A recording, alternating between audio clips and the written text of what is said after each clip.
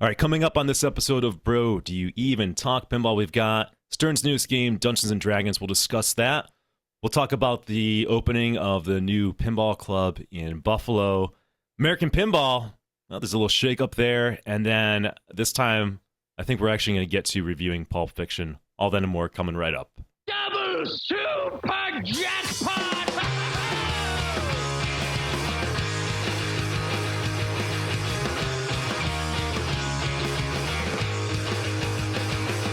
I need a ramp. I need a loop. I want targets I can hit. I need the scoop. I need a double super jackpot in my life. That's right.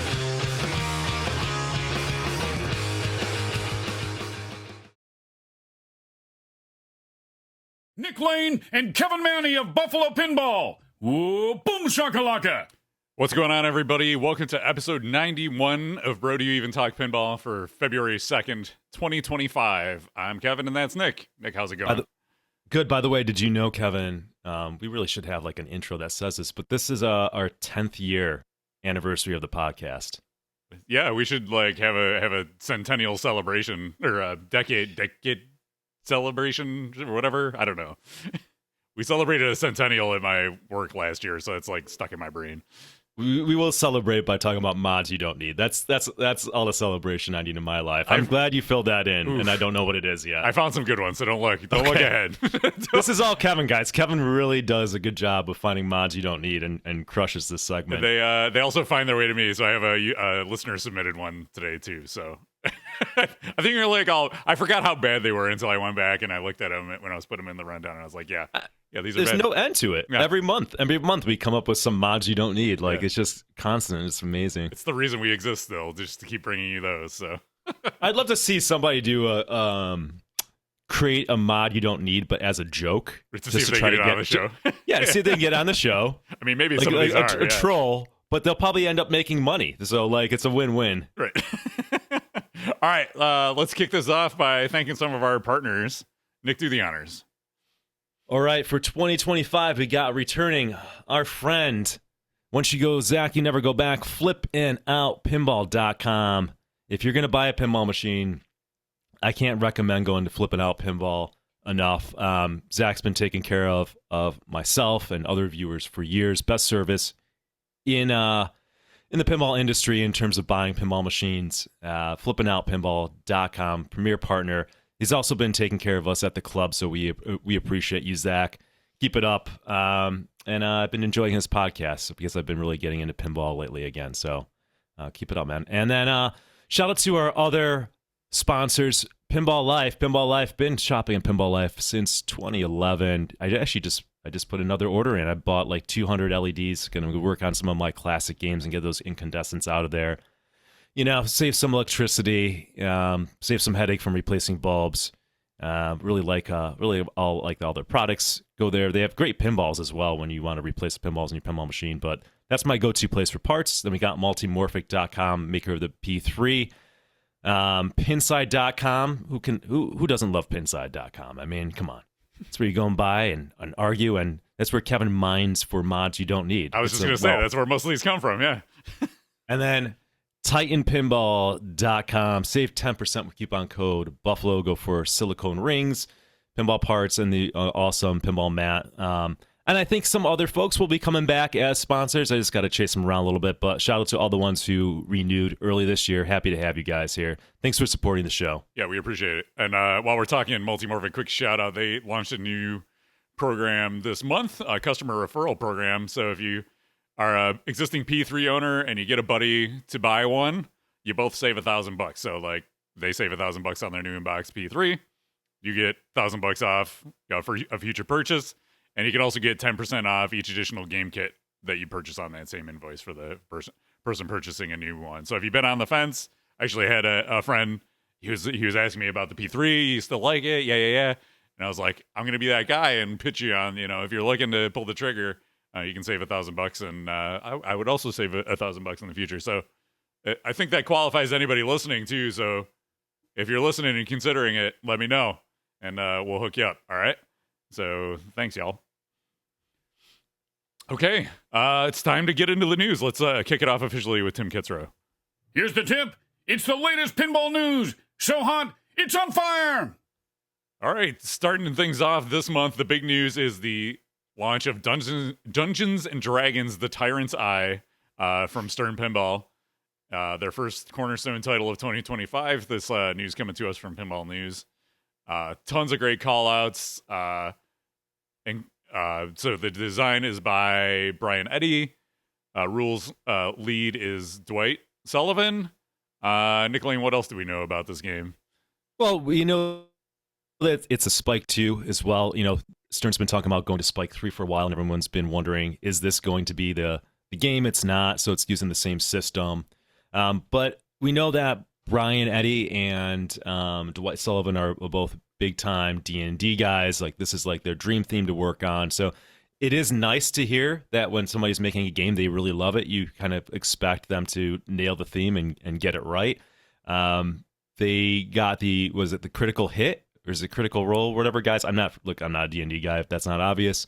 But they got, I think they got people who are very well recognized in the D&D space. D&D is like $1 billion industry, so it seems like there's a lot of excitement around this title and this game. I heard Zach talking about how LEs are selling very well. He believes they're going to sell out, and which is good news, right, for Stern. So it sounds like they did a really good job out of the gate with the launch of this. You know, getting people working on it who are big fans of it and understand the IP. Right, getting like the critical hit guys to do and gals to do the voice work for it, and you know the critical hit is something that's well known, I guess, in the space on YouTube for D&D, and that's what you want, right? If somebody's going to do a theme, you want them to do a good job of incorporating that theme, right? And it starts with getting people who really understand the theme, getting people who are recognized and associated with the theme. So like there's good reason to believe that this is going to be a successful game with Stern, and should be shipping pretty soon. It sounds like people are starting to get their LEs at this point. Yeah, I saw Tilt Amusements had a video on with some gameplay, so they got theirs. So I'm sure Zach's getting his soon too, and they're going to start rolling out to customers and stuff too. So good stuff. Yeah, it looks really cool. I'm curious about the state of the code because the launch, they did this quote-unquote reveal stream, which everybody's calling it a stream, but it wasn't a stream. It was a pre-recorded gameplay video that they put up on YouTube. And then it's pretty basic in what they show. They don't get real deep. Dwight has the guy playing, I forget his name, the guy playing Trap Up, and Dwight talks a lot, and then he makes shots, and he shows, you know, some of the basics, the dragon multi-ball and the gelatinous cube multi-ball and stuff. So it has a lot of potential. I like that they're like seeding the randomness into it. So every Sunday, allegedly, the dungeons are going to change. So that'll keep things dynamic and interesting as a homeowner. And yeah, so it's got a lot of potential. Again, with Stern kind of launches these games and then builds on them as they go code wise. So I'm going to be curious when this comes out. And I know there's one coming to the club in Buffalo, so I'm looking forward to playing that. Where it kind of goes from the initial launch code and on from there. Yeah, and I think, you know, Dwight is like hit or miss on code, right? Like the one good thing about Dwight is that he's not afraid to mix things up and try things that are not tried and true. And that's how you get innovation, but also sometimes you're going to strike out when you do that. He's already tried some of like the RPG elements with Venom, and he's also, you know, had like kind of like buying items in Mandalorian. So he's kind of almost been working towards this game in some ways and trying these out. So I think that he's probably learned a lot of lessons and hopefully create something that really gels in this. I'm not when I look at this game, this is not a game that totally appeals to me. I'm not looking for an RPG in my pinball game and continuing where I last left off and that kind of deal. But I think this is good for pinball because this is going to bring people in who are maybe D&D fans, right? Like because of this, I like when there's titles that will bring people into pinball, and I think this is a game to do it, right? If you're a D&D person, you're a gamer. If you're a pinball person, you're a gamer in that sense. So there is that overlap with that theme, and there's no doubt this is going to convert people who aren't pinball people into pinball people. So I think it's a win for pinball overall. Yeah, and I showed this to my son. He's 17 now, and I actually just told him when they like did the teaser announcement.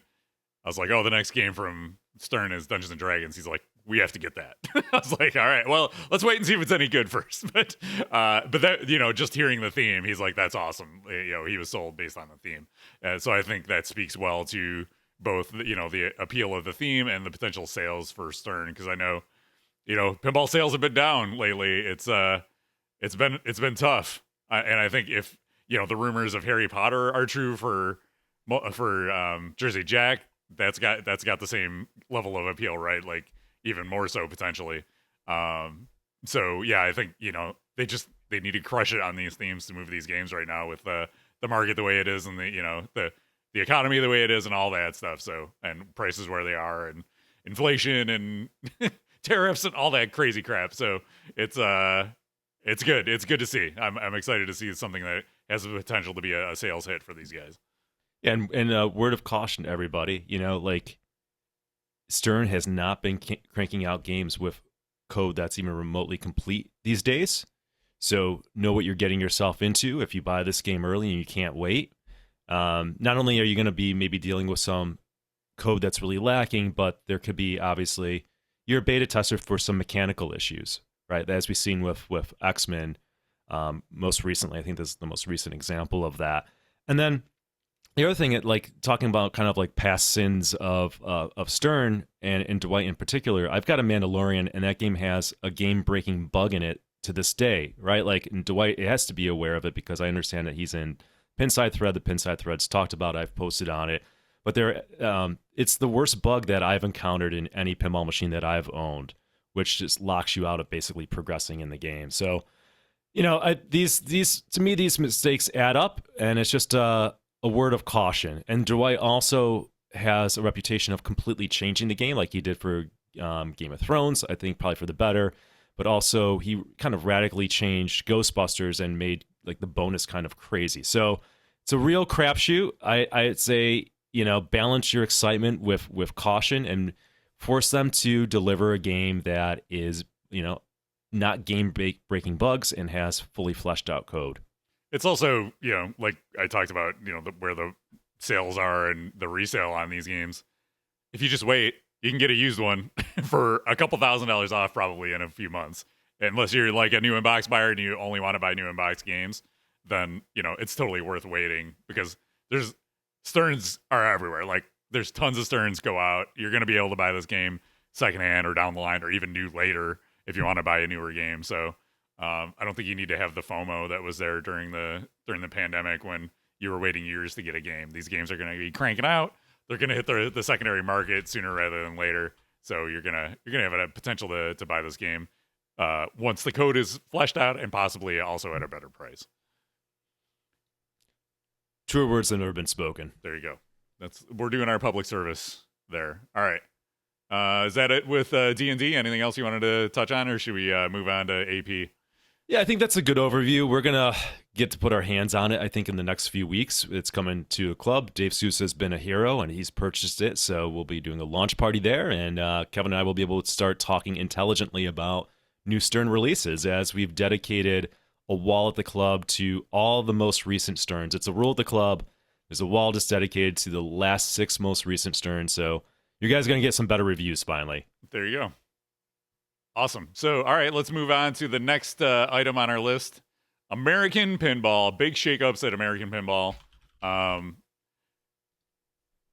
Dave Fix is out. The first thing that stood out to me about this announcement is that that it was a surprise at all based on that interview that he gave with the Loser Kid podcast at the end of the year last year. It very much felt like the writing was on the wall for Dave at AP. But the fact that he kind of really positioned this the way he did. So, on Nap Arcade it says he resigned, and then he on Pinball News it said he like parted ways or something like that. It's like, no, they didn't renew his contract. They let him go. It's like he didn't resign. Okay, he didn't resign. Yeah, I don't know. Nap Arcade was generous. They looked at that and said, "We're not going to pay you anymore.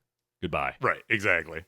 And this is also not a press release. It's just a statement from Dave Fix, trying to position this to put himself in the best light. And I mean, good good for him. I guess he gets people to do this, but he's also going to apparently be on the Pinball News, Pinball Magazine podcast again next month. He has to go back on, or I guess that's this month, later this month. So that should be interesting. But Yeah, there's more content for me and Kevin. I was worried. yeah, It's a bad day for pinball content. It's not going overall. away. I don't know. Do we want to read? It's not rare. I'll just read it to you. So, Yeah, go ahead. all I right. guess. So for those who haven't seen it, here's the statement that Dave Fix released at the end of the year.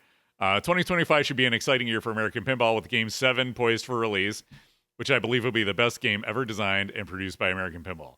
It has also been one of my greatest privileges and a personal highlight to have collaborated with the licensor and incredible team that has put their heart and soul into this project. 2025 should be an exciting year for American Pinball. Wait, he copied and pasted the same thing twice there. All right. So with a touch of sadness, I am announcing that after my past exciting 4 years at American Pinball, ownership and I have not renewed any contract for my continuation with American Pinball. As ownership adjusts their operation and plans for American Pinball's future, I wish them all the best and success that will come with the new Game 7 launch. However, I am very proud to leave American Pinball with their impending new game design ready to go, and I will be excited to see how it is received later on this year when it goes into production and officially released. Wishing everyone a prosperous and healthy 2025 as we continue into the exciting changes the new year will bring. See you all at Pinball Expo 2025. So Dave's out. Apparently there's 2 people left at AP, a artist and a designer, like a coder, not a designer. The designer of their next game is not there anymore. I don't know who's going to be there to like oversee the quality of production, because usually once it gets to this point, the designer is going to, make sure everything's being assembled right. It's playing the way it should, all that. If you don't have that there and all those resources are gone, like, what do you have? I'm like, I don't know. And you also have like nobody to support or provide, assistance with the game once people start receiving them. Like, I'm very skeptical on all of this. The whole thing is crazy though, right? Like when you think about what's happened at American Pinball, and Lord knows we've talked about it in detail in the last couple of years. I mean, them making GTF was a real head scratcher. But you can almost say that, like, all right, they tried something despite all evidence to the contrary that it wasn't going to work, right? Like they did it, they tried it. I think the real death blow over anything. Well, number one, they tried something that didn't work with GTF, but like even people that like the game can't struggle to get behind it because of the quality issues in the code and the mechs in the game being broken, right? Which American Pinball had at least been known for years, been having good quality. At least that's what I've heard. So they faltered there, right? They failed on 2 levels. But what's really like Dave's folly here is that he doubled down on the next game, right? Like making after the failed GTF, you would think that they would say, okay, guys, we got to get a win. We tried something. It didn't work, right? Like we went for it. Try to do something different in the marketplace. We're going to do something safe here, right? And what we talked about last time is it sounded like Whitewater, at least based on what Whitewater 2, based on what Dennis Nordman said, was further along than Barrios, and they could have at least made Whitewater 2, which I guarantee would have been better and done better than Barrios, which anything could do better than Barrios. I mean, Ninja Eclipse has done better than Barrios. So it's that doubling down, which I think just absolutely killed the company, right? It's too bad that Ryan McQuaid, really never got a fair shake at designing a machine and being able to launch it in a way that one would want to, right? Steve Bowden's now, out of work, right? Dave is gone, right? Like, it's not like you want to see Dave out of work, right? Like, you don't want to see somebody fail, but you don't want to see a company make what are obvious bad decisions, and then now this pinball company basically no longer exists. It exists like on paper right now. Word is they're going to release Cuphead. Word is the code is not really done. They don't have the coder. Like it is just nothing good is going to come from this, right? There's no reason to be excited for Cuphead or think that's going to be better. My question to you, Kevin, is I'm within my 2-year prediction of American Pinball is going to be no more. technically they're still around, but how much credit do I get for that prediction at this point? I mean, I feel like you pretty much nailed it because this is like all the writing's on the wall at this point, right? So all things considered, I'm going to go ahead and give you a win on this one. Okay. All right. Let this be a lesson, kids. Anybody who's new in the hobby, for the old timers and 10 years in pinball podcasting and more than 10 years in the hobby. People say they want original themes, but original themes do not sell. Okay. They don't sell in a meaningful way. So another example in the pinball history books, this is where we're at. Don't do that. Don't kill a pinball company by trying to make an original theme just because you like original themes. That's the lesson here. Because you want to go back to the glory days of the 90s when there was stuff like Attack from Mars and Medieval Madness and blah, blah, blah. You know, even Stern tried it. They did Black Knight Sword of Rage, and that was not even an original theme. They were building off of that established Black Knight popularity, right? They had to license that from the Williams owners, and even that didn't sell well. So it's like, it's fun. I love that companies are doing this, but they're not gonna sell at anywhere near the level of a licensed game, and that's just how it goes. Hats off, by the way, against when another pinball company is defeated or goes under. Hats off to Spooky. Spooky is a family startup, and they made a lot of good decisions, right? Like, this is the difference between, it doesn't matter how much money you have, right? This is a case of making good decisions versus bad decisions. American Pinball, by all accounts, is way more well-funded than Spooky ever was starting a game up. But Charlie at Spooky consistently made good decisions. Right? Whether Kevin and I like their games or not, they are successful. And they managed to be successful through good decision making. So shout out to them. It's a testament to good decision making. And good decision making rules over how well funded you are any day. Yeah, right? Look at Deep Root and all the money that they stole. Terrible decision making, right?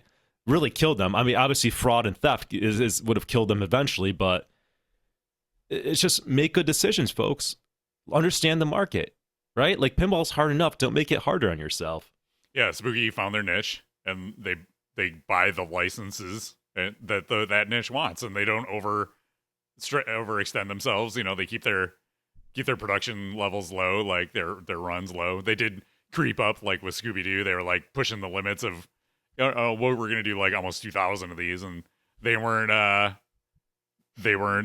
selling, so they scaled it back. And with Evil Dead, they're doing a more limited run. So again, it's like, they tried it didn't work out, so they adjusted appropriately. And instead, American Pinball is tripling down on Galactic Tank Force. They're building more, because who doesn't want even more of these games that nobody bought, right? God. So they announced 5 days ago that they're going to build a new Galactic Tank Force Classic Edition, 100 units of a new Classic Edition at an MSRP of $79.95, $1,000 less than the lowest trim level of the game, the Deluxe Edition, which we'll get to. We're coming. There's a part 3 of this coming. To match that price point, AP is removing the following Deluxe Edition features: Magic Glass, inner art blades, Aura lighting system, the knocker, and supposedly the PCB that controls the robot and the UFO movement in the game. Oh, I'm glad this is in here. Can we talk about this ad? Have you seen this, Nick?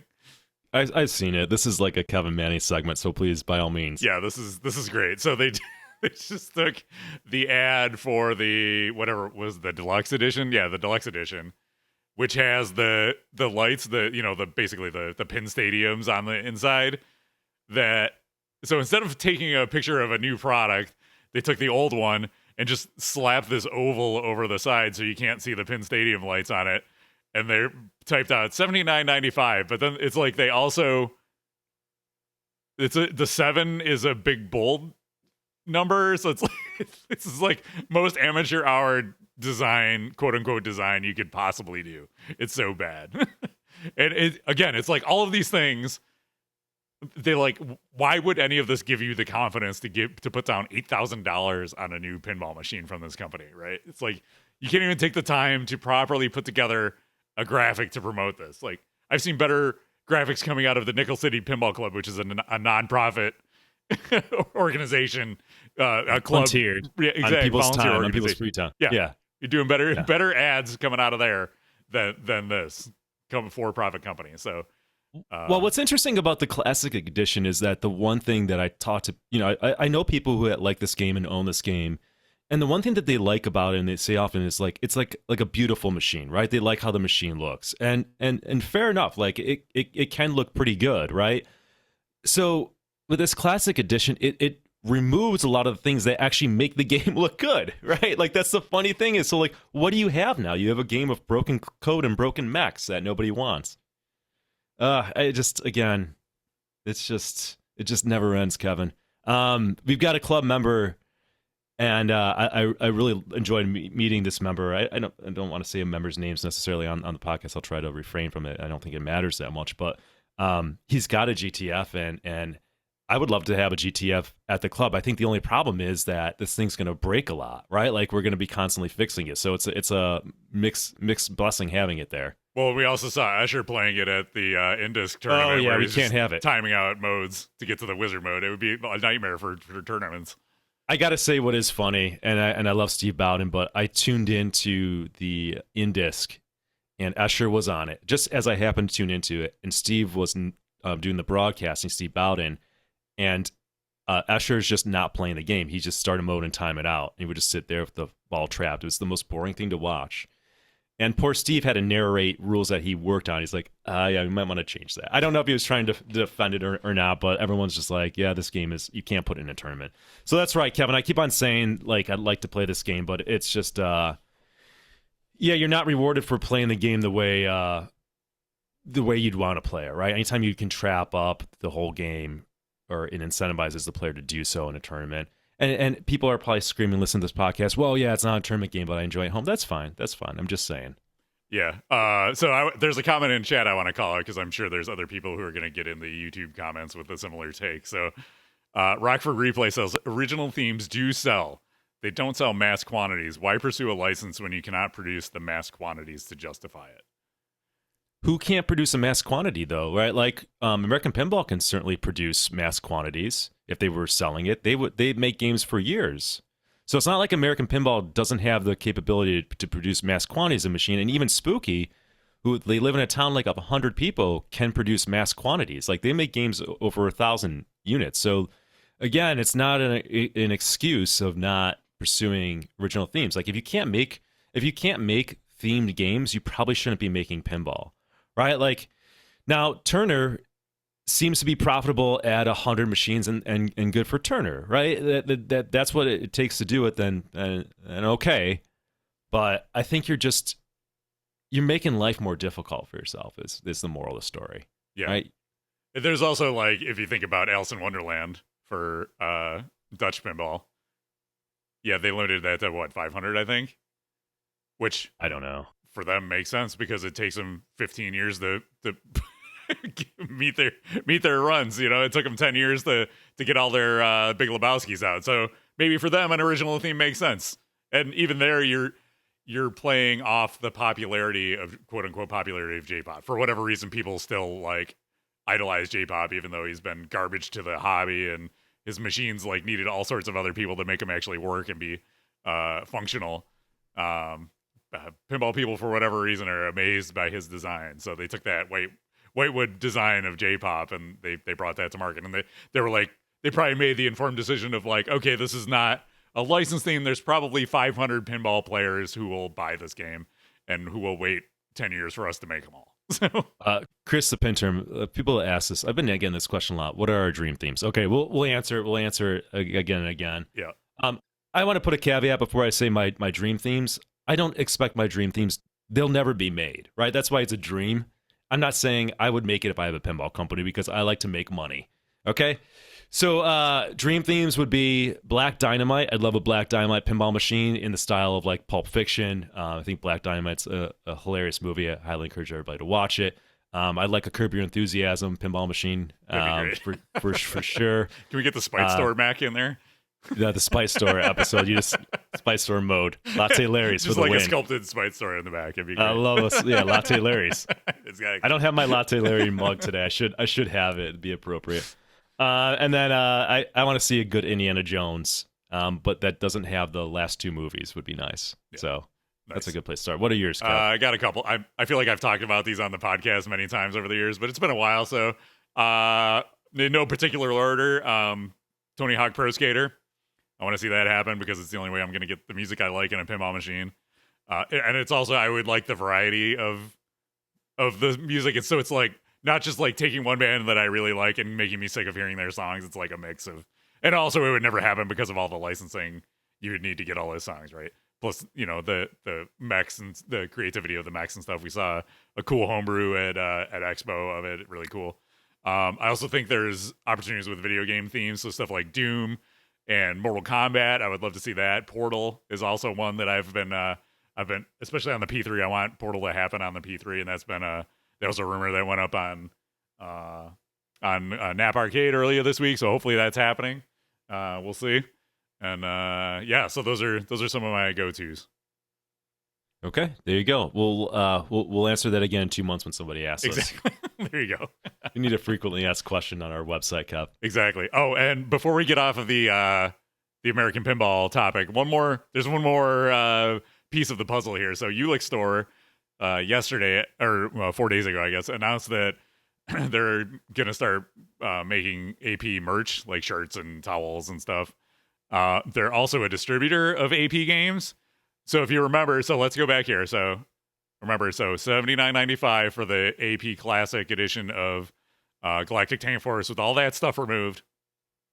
At Pinbrew, Ulick Store is going to be there selling the limited edition for $58.95 with all the extra stuff. So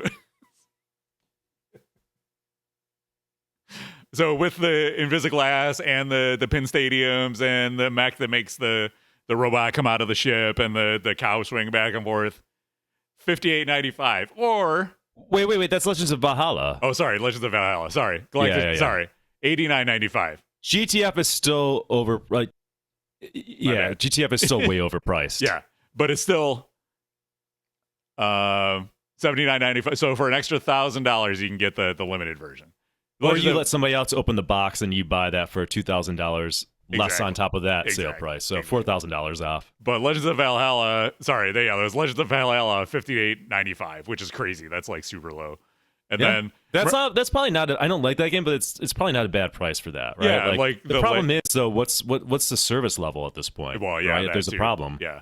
And then remember when they did that video about the signature edition of Galactic Tank Force, and they were talking about it's like guaranteed to go up in value. Get it now. Remember, they did that whole like hype video, selling it brand new in box for $5,000 off. Yeah. $99.95. That's the one with Holy like all the shit. signatures on the apron and the 3D or the holographic stickers that they stuck on it and the special armor. Yeah, Dude, talk about taking a haircut.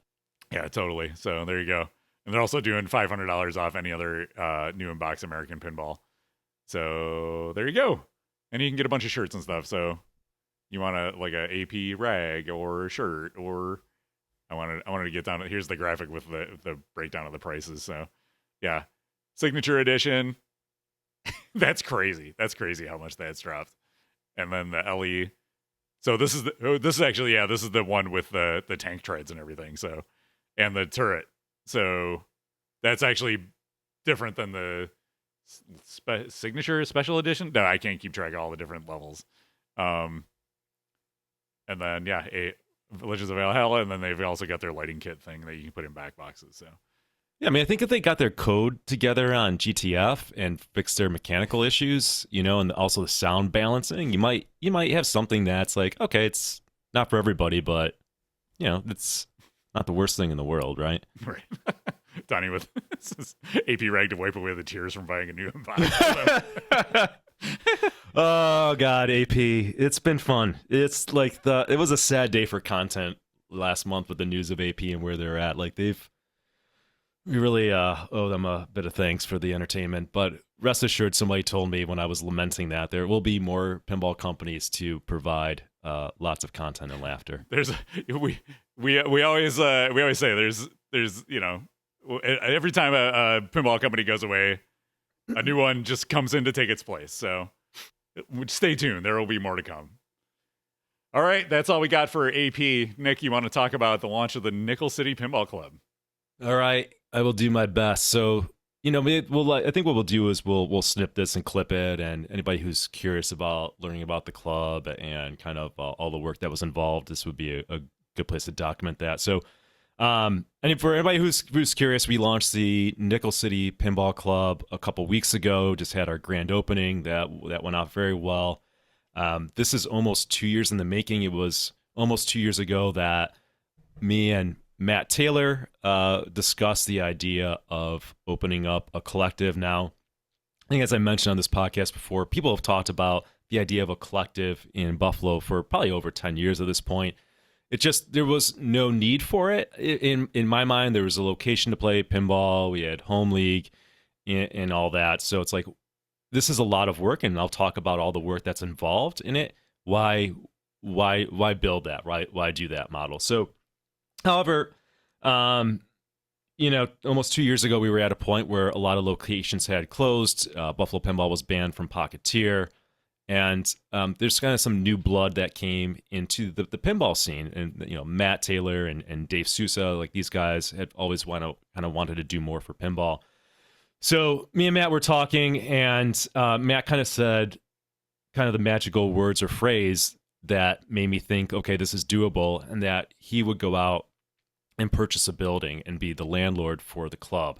Now, this is a game changer in my mind, because one of the difficult things about trying to do a club or collective is just, affording rent, dealing with a landlord where you maybe can't make changes to the interior of the club, or landlord decides to kick you out, right? Like, it's just a lot of headaches and challenges. Well, that suddenly got removed, and now we can really create a club in a way that we truly envision it and want it to be. So that got me really excited, and I can't say enough good things about Matt Taylor.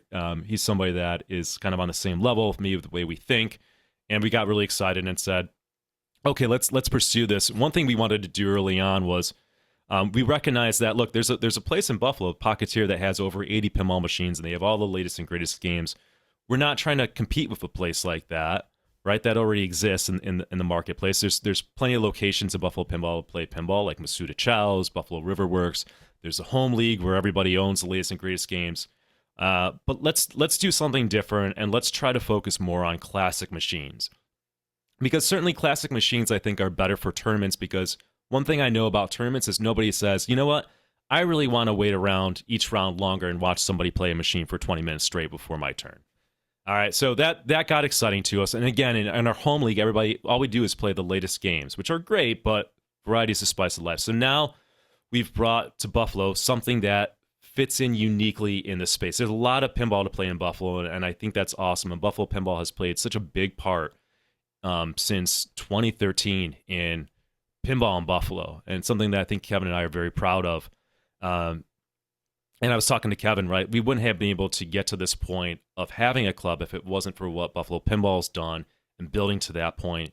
Because when I started talking to this about Matt, I was able to go out to some community members and share what we're thinking about doing. Like Donnie's in the chat right now with us, and he just loved it. I'm signing up. I'm a day one member, right? I talked to him. I talked to like Dave Sousa, like loved it. It's day one member, right? Like I started having these conversations with people, and this club didn't even exist, and they're like, I'm signing up. That's it. So it gave us a lot of confidence to move forward. So Matt bought this building. I believe it's called is it the Old Shamrock? Yeah, do we want to show some of the pictures of the old one? Yeah, if you can show some of the pictures as we're talking. So this was a building from the early 1900s. It's a complete eyesore, as you can see in the chat. This is in Depew, New York. It had been vacant since roughly 2009. This building was actually the subject on like a radio program. It's a highly trafficked street, and people hated this eyesore.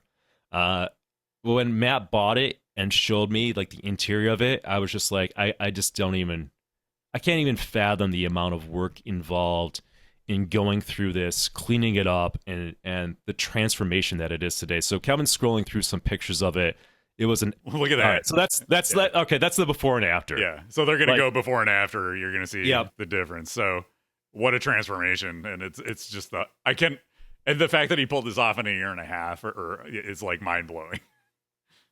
It is. I mean, again, Matt is a hero. This would not happen without Matt Taylor. So I cannot say that enough. Him and his wife Kelly and his father Gary, they did so much work on their own. They had to hire contractors, but it was like every day a labor of love cleaning it up. So Kevin's showing this is like the back entrance of it. So the members have key card access. We have 20 member spots right now. It's $1,200 a year, and you get 7-day a week access. The hours are 9 a.m. to 10 p.m. Sunday through Thursday, and then Friday and Saturday it goes to midnight. Right now, we've already sold 13 memberships, which is remarkable. We've only been open 2 weeks. There's only 7 spots left. And once that fills up, there's no guarantee that next year we're going to open up even more memberships. So once you get a member, you're basically a member for life as long as you pay your dues. That's my call to urgency. So if you're listening to this and you're in the Buffalo area and you're waiting around, I'm going to sell this out. I know I will.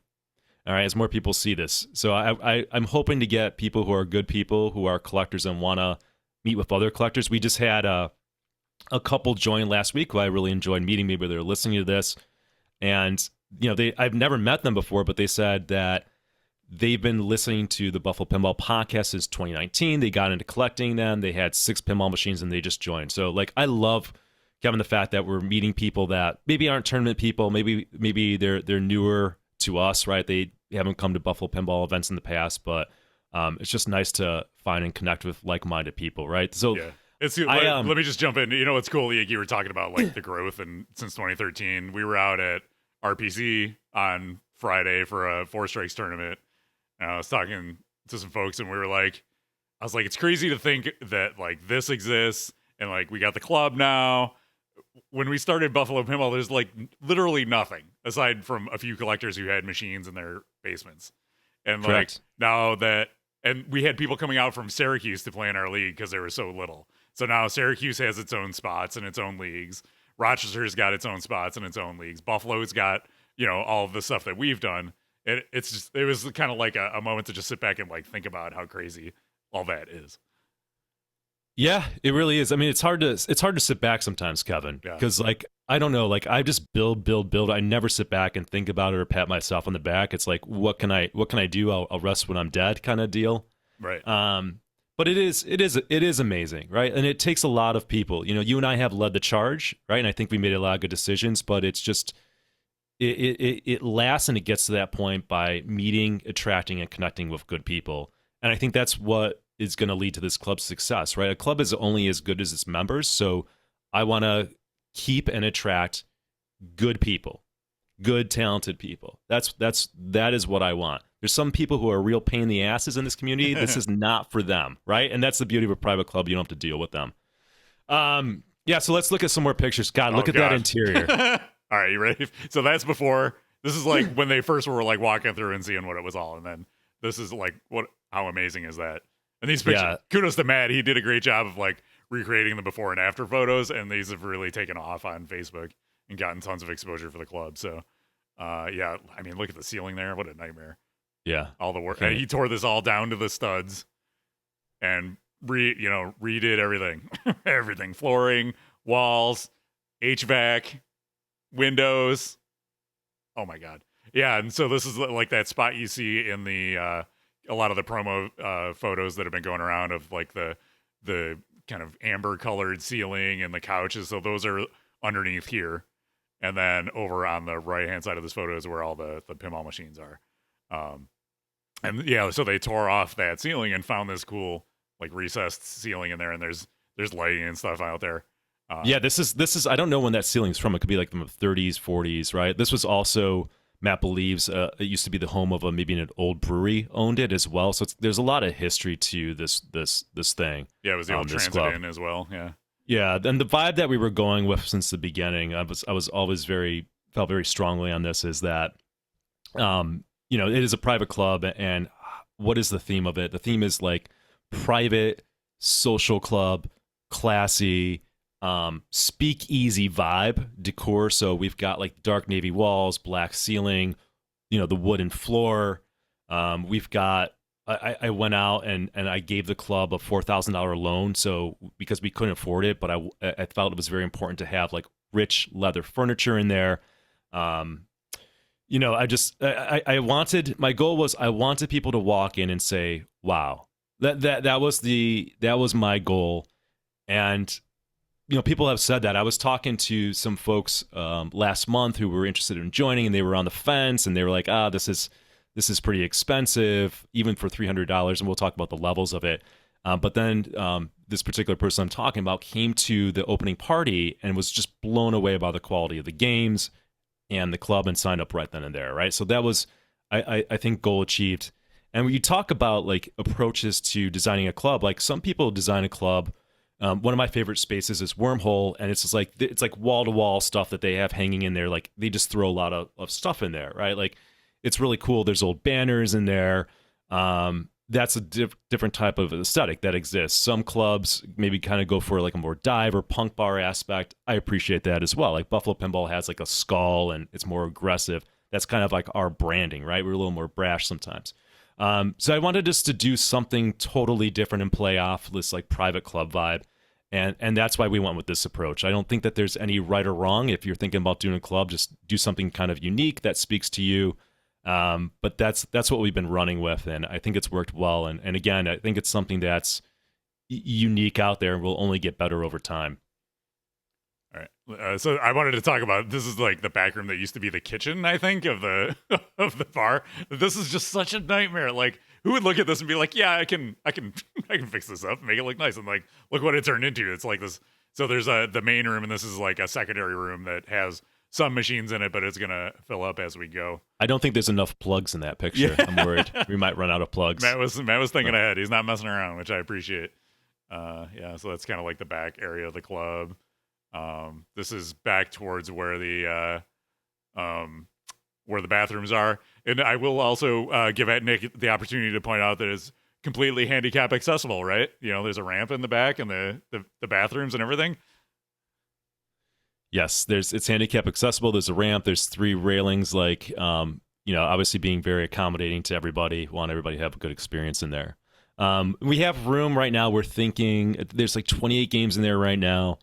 I think we're going to land somewhere between like 33 and 38 games. And again, it's not like how many games can we fit into this 2,000 square foot space. It is, as our treasurer, I think, articulated better than I can. I wish I saw his words in front of me. It's a social club with pinball machines in it, right? It is not an arcade. It's not a pinball arcade. It's a place for adults. Adults can bring kids, but it's a social club for adults that has pinball machines. So right now, Kevin's showing photos that Dave Sousa's wife, Dawn, took. She's a professional photographer, did a great job. This was like the first day. This is, I think, a week before we had our grand opening. So you can see that awesome ceiling that Matt kind of restored and brought to life. We put in some LED lighting in there. Here's a story of like how like perfectionist I am. Matt put some LED lighting in there. It was like warm lighting. It didn't highlight the ceiling enough in my mind and didn't look as good as Dawn's photos did in person. So I went out and spent $200 to take that out. And God bless Matt, he did it, and he put in lighting that even looks even better. So we're not messing around, guys. I'm throwing so much money into this personally. I want this place to be successful. I'm going to work my ass off for the next 5 years that I'm president of this and give you the best goddamn club possible in Buffalo. And, again, I encourage good people that are easy to get along with and love pinball to be a part of this club. And as you can see from the photos, a lot of classic games. And I think people have remarked that they really enjoy the variety of games seen there. There is especially another, Hardbody and Genesis. Especially Hardbody, yeah. And we've already added, like, Matt's wife, Kelly, donated a lot of things to the club as well. What's not shown in the pictures, there's a table there. There's a coffee table. There's more lighting in there. There's a side room in there that wasn't photographed because there weren't games in there at this point. So that side room has more seating in it. It's bigger than just these photos show. What's also really cool is I'm really grateful that we've got such great members. A couple of the members bought like their first new in-box games and chose to open new in-box games in the club with the rest of the members. That's buying your first new in-box game and opening it up is an experience that a lot of people remember, and it's an important thing. So I really love our community right now, and just grateful to be connected to so many good, talented people. Yeah, and I'm just gonna roll a little bit. So you had talk a little bit about the grand opening celebration that we did. Yeah, so the grand opening was 2 weeks ago. You see Jeffrey Worth there. We had like 30 to 40 people there to celebrate with us. It was members and some prospective members and their guests to celebrate it. Kevin Manny once again worked. There's Matt on the screen is the hero. Kevin Manny once again worked his magic and got the media to show up. So we've gotten great media coverage just because Kevin is talented and knows what buttons to push. We had the Depew mayor there. There's the Depew mayor, which is a lifelong dream of mine to meet the Depew mayor. And he declared, what was it, January 18th? January 18th was, was it 7th? Sorry, January 17th, I believe, was Depew Pinball Day. So that's him handing Matt and I that award. That's certainly an honor. And I think a lot of the residents who don't even care about pinball again are just happy to have that eyesore gone in their neighborhood, and it's a win for preservation and kind of beautification of a neighborhood, and then also a sanctuary for people who love pinball. Yeah, I told Nick, I was like, when you guys are ready to go, I'll get the cameras there because I knew it was going to be a great story, right? It's I don't know, most people probably don't know, but there's been a string of tragic fires in the Buffalo area that have taken down historic bars like in the Allentown district and in the Cobblestone district and things like that over the past year. And obviously this building is not to that level of like historical significance, but it was a story of somebody taking a building that was on the verge of being demolished and thrown into the dump and brought back to life for this really cool and interesting use, right?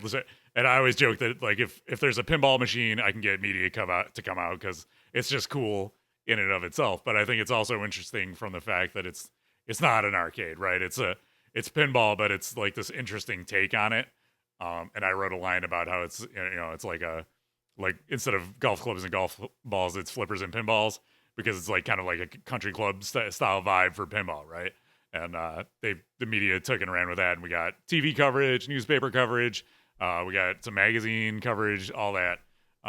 So it just speaks to the effort that you and Matt and all the club members have done to really bring this to life, and it's obviously been a big joint effort, right?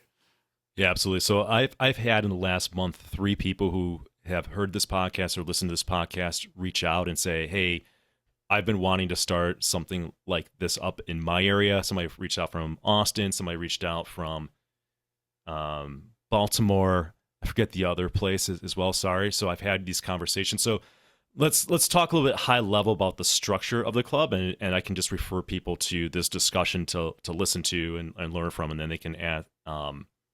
You're welcome to reach out to me.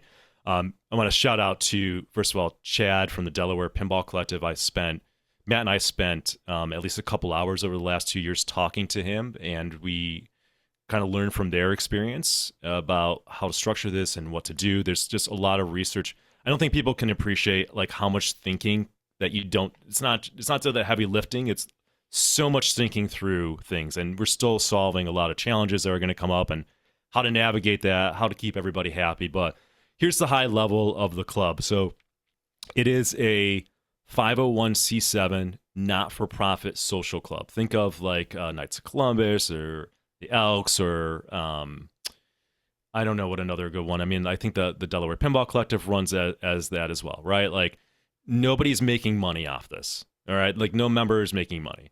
All members have to pay, whether it's a lot of volunteer time. Like all members pay their fee, they don't get a discount. And the club doesn't own any pinball machines. They're just collectors who love pinball and are willing to put their games there and share their games. So it's a lot to ask of people. And my games that are there, they're going to break. And guess who has to pay to fix the games that other people are playing? Me, right? Or Dave Sousa or Matt Taylor, right? Like it's just what we do because we love and we want to share game rooms with other people. And think of this concept as well. Kevin, you've got games. I've got games in my basement. You know a lot of people. How often do you have people over just to play pinball? Yeah, like a couple times a year, probably, right? Yeah, I almost never outside a league, right? League, yeah. Yeah, so rather than giving somebody a key to my basement and saying come over whenever you want, found like neutral ground, and people have access to it who are kind of like-minded, and we're sharing our collection. So that's kind of the idea behind it. And then in spirit of that sharing, and also to drive some revenue to keep the lights on in existence, we want to also cater to people who like to play in tournaments and leagues. So we have 2 membership levels. The way we structure this, as mentioned, that there is the full membership level for $1,200 a year. That gets you 7-day-a-week access, 365 days a year. You get the privilege of placing 1 pinball machine there. You get to participate in all tournaments and leagues free of charge. You also can bring your immediate household family members to the club, which is nice, and you can bring guests to the club. A particular guest can come up to 4 times a year. You need to sign a guest book. This is, again, we're doing things by the book, literally and figuratively, just to stay into the kind of regulations of the not-for-profit status, right? The other level that we have, and that's limited to 20 people. The other level we have right now, there's not a limitation on it. We might have to put one eventually, but it is the associate membership level. That's $300 a year. That does get prorated based on when you sign up. So I think after the first in quarter 2, it's about 75% of that rate. Think of the associate member as like a tournament and league membership only. They don't get key card access, but whenever there's a tournament or league, those folks can come to the club, and the tournaments are free. So the games are on coin drop. You're basically paying for a club access to get in the club and play the games. It covers your IFPA fee, and if somebody wants to do, there's no payout for our tournaments. If somebody wants to do payouts or whatever, they can self-organize on their own. The club's not getting into that. And most people don't care, by the way. Most people are never in the money in a tournament. They just want to get together in a social aspect, and they want to get some competitive pinball in. They want to get IFBA points, and that we cater to that. And then we're doing a minimum of 1 tournament a month, and we're doing at least 2 team leagues a year. So there's going to be a winter team league and a fall team league, and team league each season is 8 weeks long. So I think I did the math on this. Let's say you have 16 nights that you go for team league and you play in 12 tournaments. That's like less than $11 to get into the club and play like as much pinball as you possibly can during that period of time. There was some people whining on Reddit and not understanding the concept, and I just think like these people either are terrible at math or they're just haters. I don't understand it. The amount of volunteer that goes into this and to make it happen, and nobody's profiting from it, is just insane. So I think, but into being charitable, I think like it's something new, right? And people aren't used to it, and they haven't really thought about it. So anybody who's coming in good faith and trying to understand it, you're welcome to reach out to me. I'm happy to hop on a phone and talk it on the phone call and talk it through with you. There's members that are happy to give you a tour. We're having a membership drive next Saturday. You can come out for $20 from noon to 5 p.m., play as much pinball you want, and see if the club is a good fit for you. And if it's not, guess what? There's a place called Pocketeer, and they have over 80 pinball machines. So nobody is going hungry in Buffalo, New York for pinball. There's something for everybody. It's just finding where you personally fit, right? Like for what your for how much you want to spend on pinball and what you're looking for. So that's Saturday, February 8th is the open house.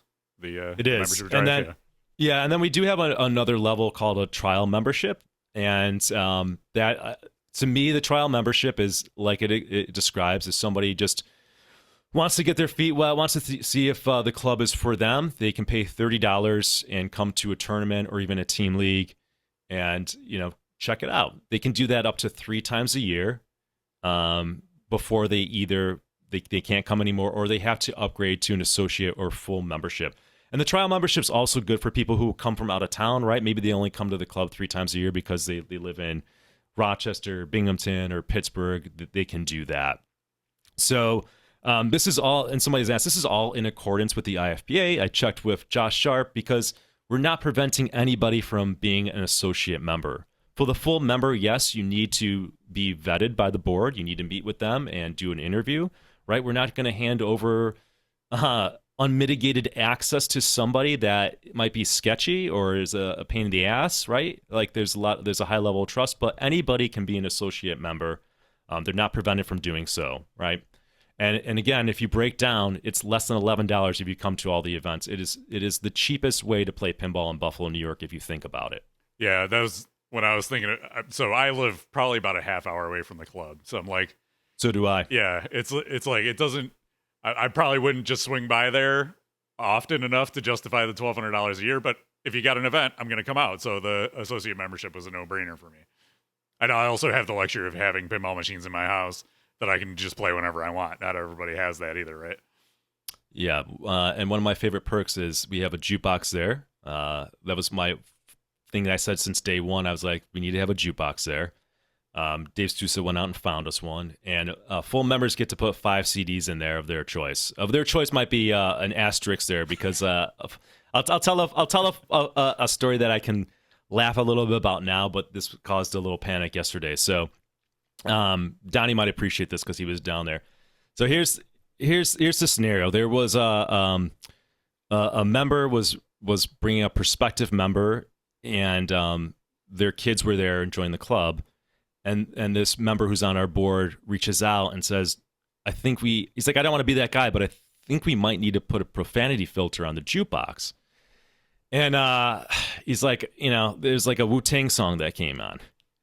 And my first reaction is like, I don't want to police the jukebox, right? This is a place for adults, like kids come in there at their own discretion. Like, guys, you know me, I swear like a sailor, right? Like, I'm like, I don't want to do this. Like, there's a cancel button on the jukebox, all of that and that.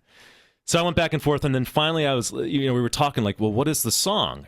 And it's Method Man from the Wu-Tang album. And I encourage anybody who's curious about this to go and listen to this song, or don't do what you want, right? Like, but you need to listen to the version that's not like the video version. It's the version where they're speaking about 30 seconds to a minute, and it's just dialogue about basically sodomy and torture. So that came on at the club, and it was an awkward moment for some club members and not a good look. So thankfully I talked to the member who has that CD, and he's going to edit that part out. But yeah, that's something we're working through. But here's the other thing to anybody who wants to open a club. Just be prepared to deal with trying to make everybody happy, which is not an easy task, and dealing with things that you just don't expect to deal with. It is it's rewarding, but also it's challenging, right? Yeah. So we'll work through those things. We'll iron it out. Trying to make everybody happy is an impossible and thankless task sometimes, but there you guys go. I told Nick, I was like, none of what they've done is easy. Obviously, like reconstructing an entire building, not easy. Getting all these pinball machines together, not easy.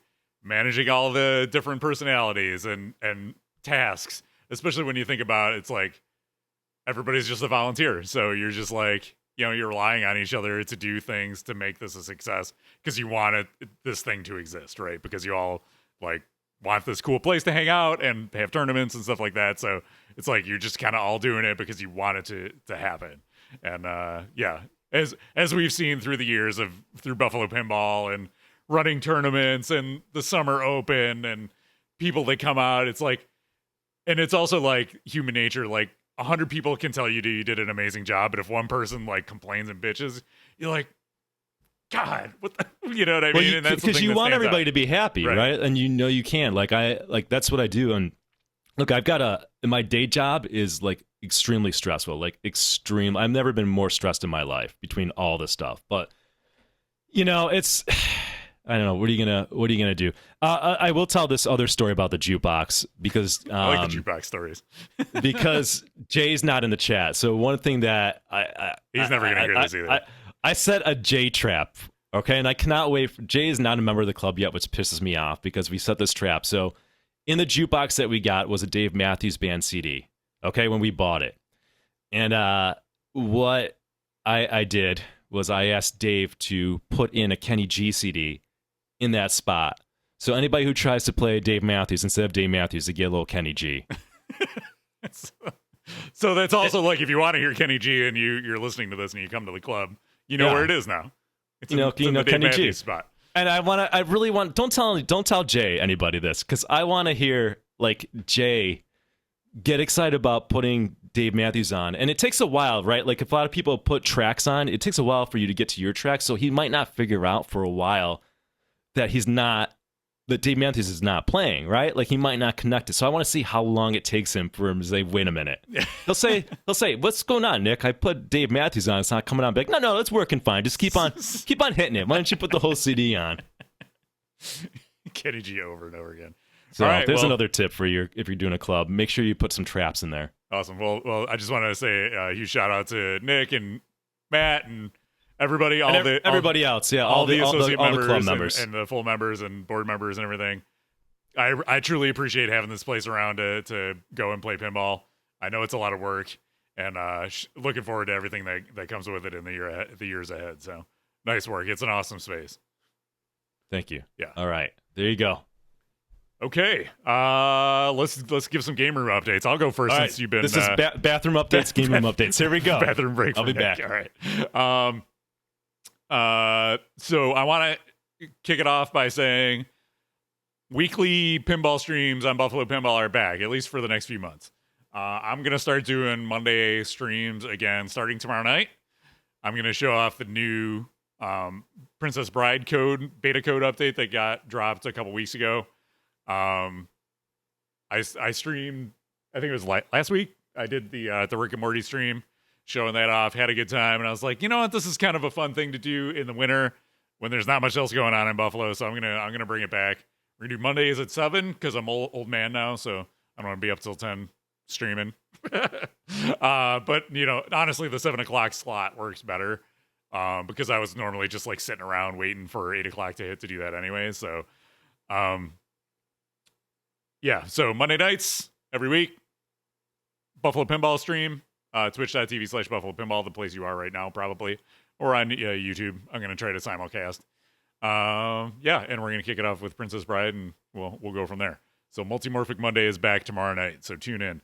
So other gameplay wise and what's been going on in my game room, the new Princess Bride code is really awesome, and that's another reason why I want to show it off. I've been playing that a bunch. So the code released at 1.0, but the team has been working away. They did 2 pretty significant beta code updates since the 1.0 release, and this one came out on January 16th. And look at all the updates, and so it's been like lots of balancing, changing of timers, values, like points balancing, things like that. And just for whatever reason, like now this game is really starting to click for me, and I'm really enjoying it, and really looking forward to showing this off for you guys. So you can see, look at all the stuff they've been doing. So shout out to the Multimorphic team. If you've got a Princess Bride, you can jump over. This is in the Princess Bride Owners Club thread on Pinside. If you want to grab it, there's a Google Drive link to download the beta code, and you can check it out. But that's what I'll be playing tomorrow night. So that's that. Let's see, what else? I've got a couple new, other like non-pinball related game room update stuff. I've got some cool Neo Geo game releases. So if you don't know, if you're a pinball person, you're like, what the heck's a Neo Geo? It's an arcade cabinet that you can put different games into. And they're literally just cartridges. Think of like video game cartridges from back in the day, and you just plop these in. And there's hobbyists who are making new games for it. This is a cool one called Vengeance Hunters. Probably the best beat 'em up on the system. So if you think of like Final Fight or Streets of Rage, games like that, or Double Dragon, it's one of those sorts of games. Really cool. It's fun because it's got like modern beat 'em up sensibilities in the classic cabinet. So that's really cool. Highly recommend that. And then I got this other one called Project Neon, which is a shooter, side-scrolling shooter, top-down shooter, shoot 'em up kind of game. Really cool, cool vibes on that, and art direction and audio, both really awesome. There's also a digital download I did of a game called Captain Barrel. It's more of a puzzly kind of game, so if you have a way, you can even play that on emulators too. So John Shepard never heard of Neo Geo. So think of, if you're familiar with pinball, Neo Geo is like the P3, but in the arcade cabinet form. So you can take, on the P3, it's a one platform. You can play a bunch of games. Neo Geo is like a one cabinet. You can play a bunch of games on it. So it was cool back in the day because you can have like up to 4 or 6 different games in one cabinet that you could cycle through and play. And then, after a certain amount of time, the operator would swap it out with whatever the latest and greatest games were. So pretty cool hardware. And that's of all the arcade games that I have in my game room, that's the one that gets the most play because it's just the most versatile, right? You can play all these different games. And I've got the Neo SD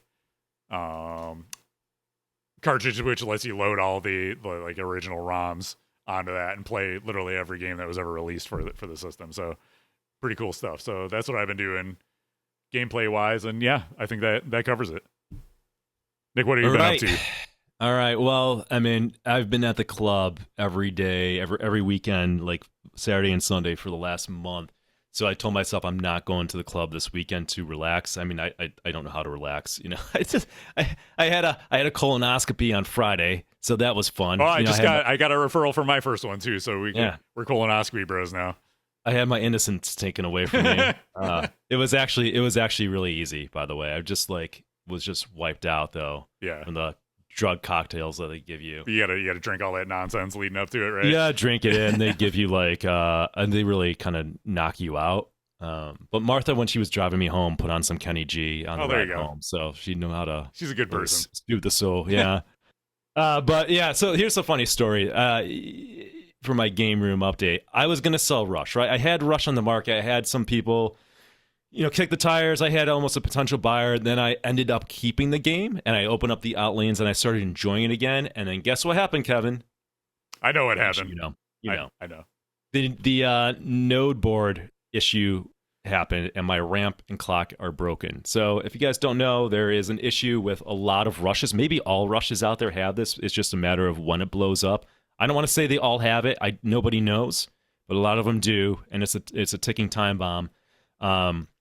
The node board, one of the node board blows basically, and then the ramp and clock no longer work if you have a premium or a LE. So, and the good news for me is that I would have felt terrible if somebody bought that game and, after like 30 games it broke. I'm glad. So anybody listening to this, you dodged a bullet, my friend. The bad news is, of course, it happened to me after I decided to keep it and enjoyed the game. So the problem is that I spent some time in that chat about it, and it's clear that Stern doesn't know what the fix is. They've just been sending out node boards and sometimes motors for those mechs, hoping it fixes it. And apparently these node boards still blow eventually, even without the motors connected or disconnected. There's some heroes in that Pinside chat who are actually testing it out and trying to figure out what the hell is going on. So it's just it's too bad, right? Because my game has like over 500 games. I had it for 2 years, and it finally went. Some people have gone quicker. Some people have hit 2,000 games, and it went and it goes. So you just don't know when it's going to happen. It's a really annoying thing. I mean, on one hand, credit to Stern, they are sending out replacement parts. On the other hand, it's a little scary because I might get this fixed or replace the node board only to have it happen 5 years from now because I don't play the game as much as when it's brand new. So I don't know. That's a whoa. But on the plus side, I do want to say that my favorite game from Stern, they released 3 games last year, not counting. I'm not going to count 3 corner store games. I'm not going to count Metallica. They released Jaws, John Wick, and X-Men. I think the best game they released is Wick. I love that game. I really love it. I wish I bought a John Wick instead of Jaws. So I think I'm going to sell Jaws at some point. I am a co-owner of John Wick because it's at the club. I split it with Matt Taylor, and I think it's a great game. There's issues with it, but it might be the fastest Stern game that is out there. And I find it very addicting. My only thing right now is if I do buy one for my house, do I get the premium LE or pro, right? Like, I don't know from a gameplay standpoint what's better. I'm worried that the I like the game that I like game when it has like all the features, but I'm afraid the premium's going to slow it down too much and it's going to lose some of the thing. And I like how the car boops it on the pro. Yeah, that's cool. I like the booping. So you guys are welcome to if you guys think you know me well and you listen to the podcast for years, help guide me. What should I buy? What version if I do get one for my house? But love John Wick. It needs some love, but it's a little confusing on what's going on with that game, but good job to Tim and team. I think you guys got a lot of work to do. There are justified criticism of that game, but Elliot crushed it with the design. So much fun. I haven't played a premium or Elliot. I've literally only played that one pro that has made it all over Western New York. So that was the one that James owned. Then it was at RPC, and then Patrick owned it, and now it's at the clubs. So we're on the fourth only one owner I've ever in played. 6 months. Yeah. So it's so funny. Borgdahl says premium for sure, and then RLM 5K all day for a pro, right? Like it's so hard, right, guys? I wish I had time on the premium so I can make an educated judgment. What were the key differences in the premium? I don't remember. Yeah, so I think a big difference is how you start modes. Is that chess comes down, so you have to. It's kind of becomes like a bash toy that you ricochet off there versus just safely hitting into the scoop, right? That changes it, right? It becomes a shot that you hit. That shot goes kind of out of control versus more flow and smooth, Right. The other more minor ones are it will lock the ball. Right, and that just slows down the game. I don't need ball locks that much. Obviously, you can turn it off. It's got the pop-up target in the dance area. Like, not a big deal. Yeah. And the car, like, instead of boop, it kind of swings out and you bash it. Yep. Some people say they like the boop better. So, to me, the biggest thing is the trunk because now it becomes a safe. It goes from a safe shot hitting it into the scoop versus the ball's out of control. Yeah. Right, and you got to bash it. But that game's pretty fast and brutal as it is. It's like it feels like you don't even need that, right? Yeah, I know. I love that game. Yeah, nice. Yeah, I played it a few times at the club. I haven't kind of like connected with it rules wise or anything like that. I gotta spend some more time on it, but yeah, dude, the rules are non-intuitive. You got to look it up on Till forums. All I got to say is the thing to know. I'm going to share this with you, high level, or anybody else that's listening. It kind of has like crank it up modes, like in Metallica. Yeah. And the way you get to crank it up modes is killing enemies. Okay. And the enemies are the blue dots. Okay. So you can spawn more blue dots by hitting the dance club area. No, spawn more. And there's a counter. We'll say like how many enemies, and then you get into like a boss battle, and that's a lot of points are there. Okay. Yeah, I would have never figured that out just playing it. Yeah. And then what's really tricky too is let's say you're in a mode, and let's say a shot is lit for the mode. If there's enemies like those blue dot enemies on that, you have to hit the shot to clear the enemies first before you can hit the shot to collect the mode shot. Wow. Okay. So it's not It's not intuitive. It's creative and inventive, right? Like so, sure. I can see why people are struggling with this because you don't even have time to go up and look at the display, but the display is not telling you things. The audio cues are not really telling you what's happening and giving you feedback. It's tough. Yeah. And then some enemies, Kevin, are like armored enemies, so you have to hit them twice. Oh Jesus. Before you can hit the shot. Okay. And then so you can get allies in there, and some allies will, like, if you hit the ally shot, will clear like all the enemies of armor, right? It's kind of complex, but if you put in a little work to understand it, you can appreciate it, and I can appreciate what they're trying to do with the game. Yeah, no, that's cool. I like the concept, but yeah, the game needs to provide the feedback to guide you along those paths too, right? Also, there's something really weird with the audio levels on that game. Like, in the movie clips, there's like dialogue that's going on that's like buried. It's not like balanced right. Or I think he even in lights out mode, I think he even says like lights out asshole or something like that. Yeah. And you hit the button, but you can not even, it's not balanced in the game. It's very weird. Like, I don't know what's going on with that sound, and that will drive me crazy. So like I said, it needs work, but it's my favorite game that came out last year. Let me reply to a piece that he did in chat real quick. He says, "Hey Kevin, like the color DMD in your Tron. Is that LED or LCD? I've got the LCD in Tron. It's good looking. It's not like my favorite color DMD ever. Like, I don't think the graphics and dots in Tron are amazing, but it does a good job of taking like those video clips and making them better, easier to understand what's going on in them instead of just the smear of single color. Adding some color to those movie clips, it really helps. Nick's Iron Man has one too, and it looks a lot better that way too. But I've got the LED version in my Doctor Who, mostly because it's got the LED board underneath it with the lights, and the LCD would like smash into that if not. And then in Royal Rumble, I have the Pin 2 DMD because I didn't want to spend $400 or $500 on a color DMD for $3,000 game. You know what I mean? So it's all relative. All what makes sense for Tron. I wanted to put the best one in there, so I got the LCD color DMD. Anything else for Gameroom Updates? Or are you good? I'm good for now. All right, you know what that means? It means it's time for mods you don't need, everybody. It's the moment you've been waiting for. This is a treat for me as much as it is for the viewer. Let's do this. Amazing. So, Steven, I think this is the segment we need the video intro for. Steven Silver's in chat. So I was like, we talked at one point. He's like, if you ever want, some cool like animation, let me know. I think we need this is the one. We need a video intro for. So do we have Goran write a jingle and Steven Silver do intro? That's the winning combo. Like the dream team. Like get them in the studio together. They can workshop it. Do we have a Goran video today? We do. We got Goran coming too. Oh God, you guys! People don't 2025. go anywhere. This is where you kick it off. Yeah, exactly. This is where it's happening. All right. I'm pumped. All right. I struggled with the order of putting these in, but I'm going to start with this one. These are this checks a lot of the new pin mod boxes, right? It's got a name that starts with pin. Actually, the company also starts. It's from Pinovation Design, and these are pin grips. Okay. Oh, shit. So, oh boy. Before now, have you ever been playing pinball and we're like, I just can't hold this massive 200-pound, 300-pound machine properly. No. I wish there were a way that we could hold this better. Well, thankfully, people have 3D printers now, and they come up with stuff you don't need like this. These are pin grips. It's a 3D printed thing that you slap on the side of your cabinet that goes around the flipper button and where you put your hand. How ugly that is. Okay, why would you do that? Here's the selling points, right? Protect your hands from the metal edges on lockdown bar and side rails. Oh my God. Okay, maybe on Thunderbirds. Yeah. The game that like cuts your hands. Well, that was the flipper buttons though, so that wouldn't help. Yeah.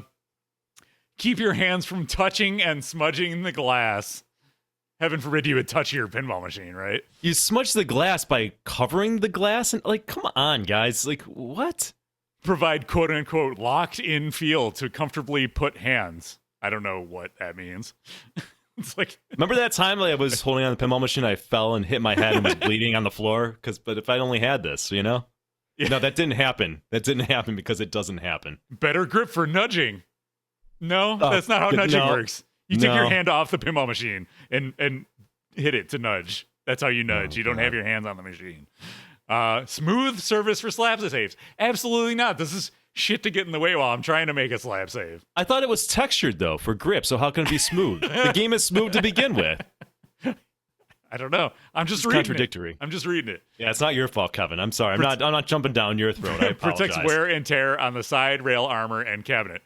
I would counter that this wear is and going tear to for what? add more wear and tear because you have this thing that is like wearing on the powder coat of your armor and this piece of plastic that you're like slapping into the side art on your cabinet over and over again. What do you mean by protecting wear and tear? Like you don't want the art to get damaged so you can see the art, but then you cover the art up. That makes no fucking sense. Right, and you're going to damage the armor, the side art with this piece of plastic thing that you're smashing into it. Anyways, optional Pin Grips Plus complements Pin Grip Pro to protect your cabinet, available for Stern Pro side rails. So it's, oh wait, here we go. There's a video. Let's watch this video. Do we have to? Okay, so it's got this thing. So there's the part one. So that's the pin grips, and then you've got this thing that wait, it has adhesive? You adhere it to the. No, you're gonna ruin your game. Do not do this. Oh my God. No, don't do this, guys. Do not do this. Let me tell you right now. Go to Titan Pinball. They have clear static stick or whatever things to protect your flipper buttons. Just get that. Yeah, they're static cling. Static cling. No adhesive. Yeah. Oh, adhesive on a pinball. God damn it. You're ruining the game. Don't do this. I did it. It's ugly. I did it. I got Nick going. That was a good one. All right. Oh, it's only up to a strong start in worst mod of the year, right? In January. Why? Who's gonna top this? Chat's loving this. All right. If you thought that was good, wait till you see. Have you ever been more? like, Godzilla? Zombie Yeti's good, but I can make a better backlash than Zombie Yeti. Well, here we go. From Pinball Pickers, alternate translate for Godzilla, Stern Godzilla. What? Come on. This is a troll. I There's no think way. this might be the one that they tried to get on the someone's trolling us. Someone wants to get on the episode. Oh my god. What What the fuck? What does this have to do with anything Godzilla? Like, I don't know. Someone's trolling. Yeah. You got to make the trolls almost be believable. There's no way. Yeah. So That's hilarious though. $125. $125. This is Free hilarious. shipping. Yes, free shipping though. It's like having a whole new game. This person, you win. This cannot be real. I'm sorry if you're listening. To install. Take your time, remove from the factory translate, clean glass of all fingerprints, then install. It's like having a whole new game. This is like, all right, so if you're listening to the podcast, it is two like anime girls in bikinis on a beach, and it says the word Godzilla. And that's it. That's it. Like, that's it. And the Stern logo. 'Cause they stole the Stern logo too. This is great. Like this is good. This is good. This is. I'm glad. I knew you'd like these. Somebody did the thing, right? Yeah. Somebody did what I said in the beginning. Yeah. You Okay. got on the show. Congratulations. All right. And last but not least, you know what? When we played Jaws at your house, we made all the chum jokes. Of course we do. There we go. Yes, we did. It's chum choking Brody. So you're like, okay, it's a little Brody figure. Little doll. He's got his thing here. Wait for the video. Yeah. Okay, you want to see the video? I can't wait. Okay, here he goes. Oh, look at him. He's chucking the chum. Look at that. I mean, all right. Like, I don't like it per se, but like, I mean, I it's think creative. Hilarious. I think it's hilarious. Yeah. It's kind of He's got the little cigarette in his mouth. He's just chucking away. It's kind of good. He's chucking away. It's kind of good. All right, It's I can't play this because it will get DMCA'd from YouTube. But yeah, it's not for me. It's kind of silly, but okay. All right, based on your knowledge of pinball and pinball pricing and mod costs, where would you put the value of the chum chucking Brody? Fuck if I know. I mean, this is a. It's probably like $300. Oh, you nailed it! $323. I'm good, dude. I know these guys. I know this bullshit game. Yeah, hoping to keep things lean and stick to 250 euros, $323 minus shipping and taxes. So you have to play shipping and taxes on top of that. So there you go. Speaking of costs and mods and bullshit, I just want to say that a full membership, all right, is less than this. No. Associate membership is less than this. Yeah. So I love the whining in pinball of something being expensive. Yeah. Like, it is the biggest farce I've ever seen. By the way, a full membership of $1,200 a year, 365-day access to like hundreds of $1,000s of collections of machine, including the newest Sterns, is less than a Stern topper. Okay. Okay. Like, you guys are ridiculous. Whoever complains about the cost of something, like, you're nuts. Okay, let's go on. Christy did made a good note and pointing out the important note. This will obscure a bit of the ball path on the upper playfield. Competition players may want to bear that in mind. It will be different for different players and depends how much of an issue that is for you versus the smile that Brody will bring. It is an important note. It is an important If note. you like to see your pinball when you play pinball? Yeah. Especially on that upper playfield because the ball comes through so fast through there. That's like the part you need to see because it's right in front of the flipper, right? Yeah. Yeah. Amazing.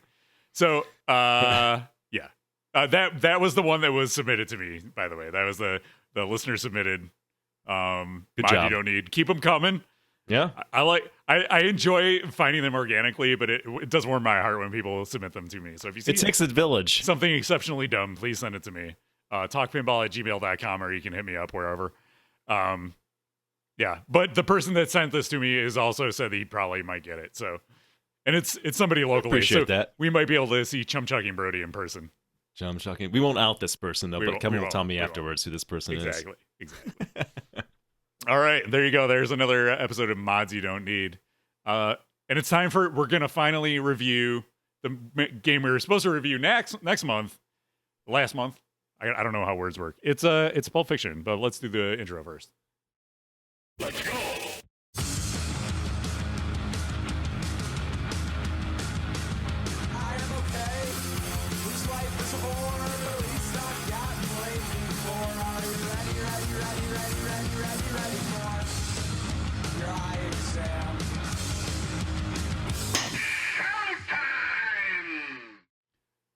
It's Pulp Fiction, released in 2023 by Chicago Gaming Company. Game design is by Mark Ritchie, software by George Petro and Josh Sharp, artwork by Scott Patulski, and sound by the amazing one and only Dave Thiel, friend of the show, David Thiel. Pricing is $79.99 for the SE, so $8,000 for the standard, and $94.99 or $9,500 for the limited edition. Nick Lane, as an owner of this game, you want to kick this off? Yeah, I think the pricing went up on it, right? Is that? Oh, maybe did it?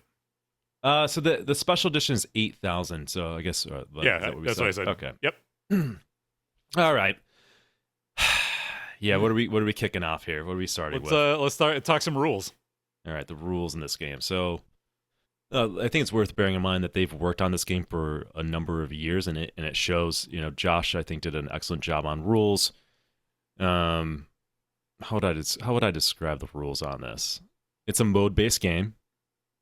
I don't know, it's like 5 or 6 modes. It's got something that has like playfield multipliers, right? Like being able to 3x the playfield, collecting bonus. I find on this that the rules are kind of like every time I play the game and I have a good game, I feel like I'm close to not beating it, but getting far into the game or having a really good game, and I just fall short. And I really like that about it. It feels like it's always right there. It feels like it's achievable, but I haven't beaten my game yet. So that to me is the mark of a good game in terms of rules. And some things that I like what it does is that in the multi-balls, for example, we'll take the pawn shop one, and during it you're starting the pawn shop, and there's like 3 stages to that multi-ball, and there's 3 stages to the briefcase one when you're in it. So in the pawn shop one, you're hitting the drop targets down, and every time you hit the drop targets, it will play like a sound clip, and the sound clip is like progressing through the pawn shop scene. So you don't even have to look up at the display to even know where you're at. You know the sound cues, and if you're familiar with the movie, you're like, okay, I'm at this stage. So after you complete like the first stage, I think the lighting on it is, forget if it's green or red, it's like green, red, yellow, or it might work in the reverse order. If you can pass through all 3 stages, then you kind of do like a victory lap, and that will be lit as an insert on the playfield that you have to light to get to the end of the game. If you fail, let's say you only beat 1 stage during that multi-ball, then starting pawn shop again is more difficult the second time around, but it will keep your progress that you made during the multi-ball. So I like that. It's like when you're playing, the first time you do it, it's easy enough to start the multi-ball. It's very important to try to beat it on the first time, because it's hard. Even though it keeps your progress, it's harder to get to start that multi-ball again. I think that's a good balance of the rules, rather than making you start from scratch on the multi-ball in progress. And I do like the idea of, I'm not just in a multi-ball scoring points, but like in the multi-ball, I have certain objectives I have to complete, so that therefore I can get to the end of the game. I think that's really good. The multi-balls don't stack, so for people who hate stacking, there you go. Boom. Nothing to worry If you're about. if you're in a mode, it just stops the mode. You play the multi-ball, and then when the multi-ball is over, you go into the mode. Which makes sense, because if the mode has objectives, you want to focus on that, and then you can get back to the main modes when you get out. So I think that's smart. So yeah, I think that covers the rules. Again, I think it's balance in scoring. What I like about the game is that, at least to me, I'm not one who figures out an exploit for a game or look up an exploit. I feel like it's kind of open-ended to the player what they want to focus on. If they want to just try to get into if they're playing competition, they just want to get to multi-ball, or if they want to try to build up their characters and cash them out, or if they want to play through a mode, or if they want to try to get like a playfield multiplier going. It's a really good competition game, because there's multiple paths to victory for it.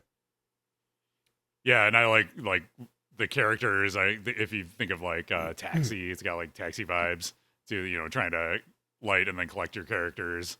That sort of rule. So I played a lot of Taxi this summer when my son was working on his, And I was like, oh yeah, that's really smart and cool. It's a great classic kind of rule that works well in this game for sure.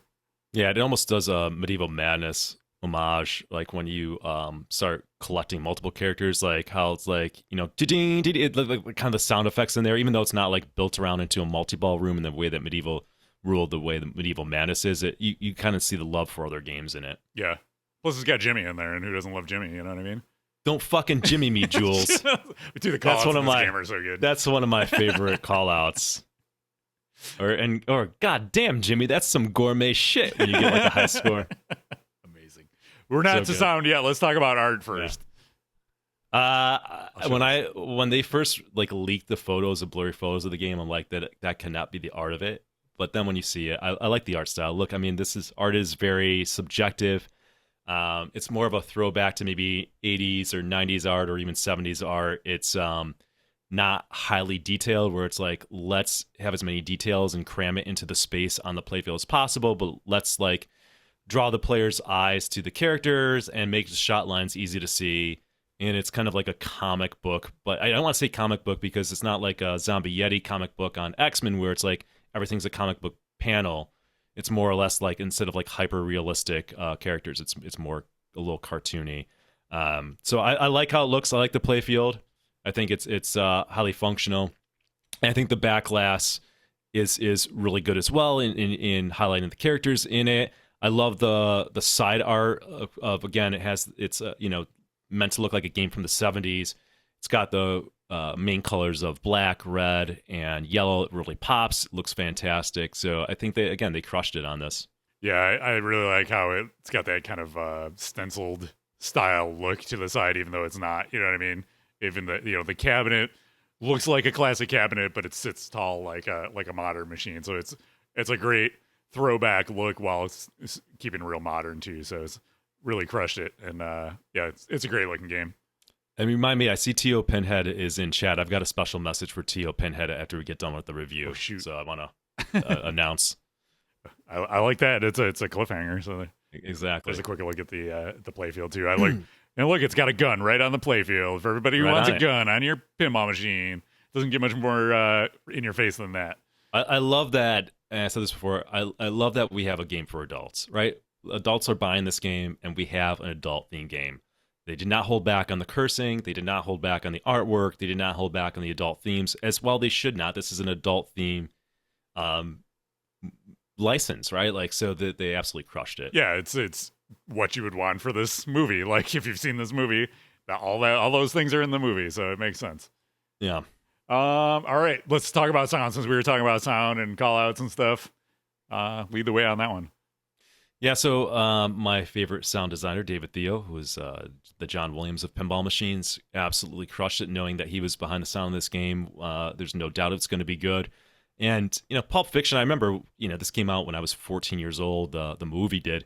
And I remember I actually owned the soundtrack to this game. So I think the soundtrack and the songs that he chose were great. I do miss the little Statler Brothers. I wish that was in there, but we can't have everything. You can't make everybody happy. But it's I've not gotten sick of hearing the main kind of Pulp Fiction theme, even though I play this game a lot. And it's just the nice touches in the sound, not only all the call outs in the game and the way it draws you into the theme and what's going on, the shots you're hitting, but even the sound effects are just well done in key moments where the sound kind of gets louder. David Thiel knows how to do sound in a pinball machine better than I think anybody else who's ever been in the industry. I don't think anybody else in the industry could have done this game justice the way David Thiel did, which is important because, again, Pulp Fiction is known not just for sort of the voice lines and the kind of hilarious voice lines and the language in the thing, but also the soundtrack as well. So it was really important to get this right, and it's hard for me to imagine how David Thiel could have done any better.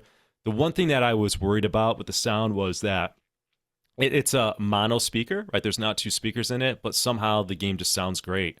I'm really surprised by that. It's kind of like a small speaker in there as well. The bass is really good. It's got a sizable bass. So again, just perfect sound design, great sound effects, great call outs at opportunistic moments to make you laugh. You can just see the thought that went into it. They did not just sprinkle sound effects in there for the hell of it, but like how can they incorporate into the game, especially because that this game does not have an LCD display.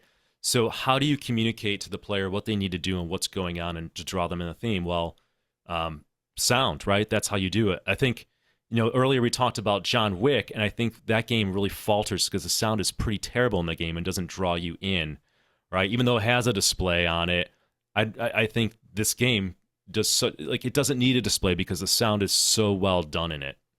Yeah, it's cool. Like, this is such a perfect theme for pinball because it's serious, it's adult, but it's also funny too, right? So it's and Pulp Fiction has some of the legendary lines in it, and they're all in there, and it makes you laugh and you have fun, even though you're like shooting people and stuff, and there's guns and adult themes and stuff. So it's it hits on a lot of different levels. So the fact that they incorporated all that is just, especially in the callouts, is so much more important.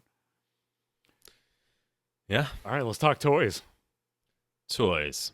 It's deceptive on this game. Yeah, there are some toys.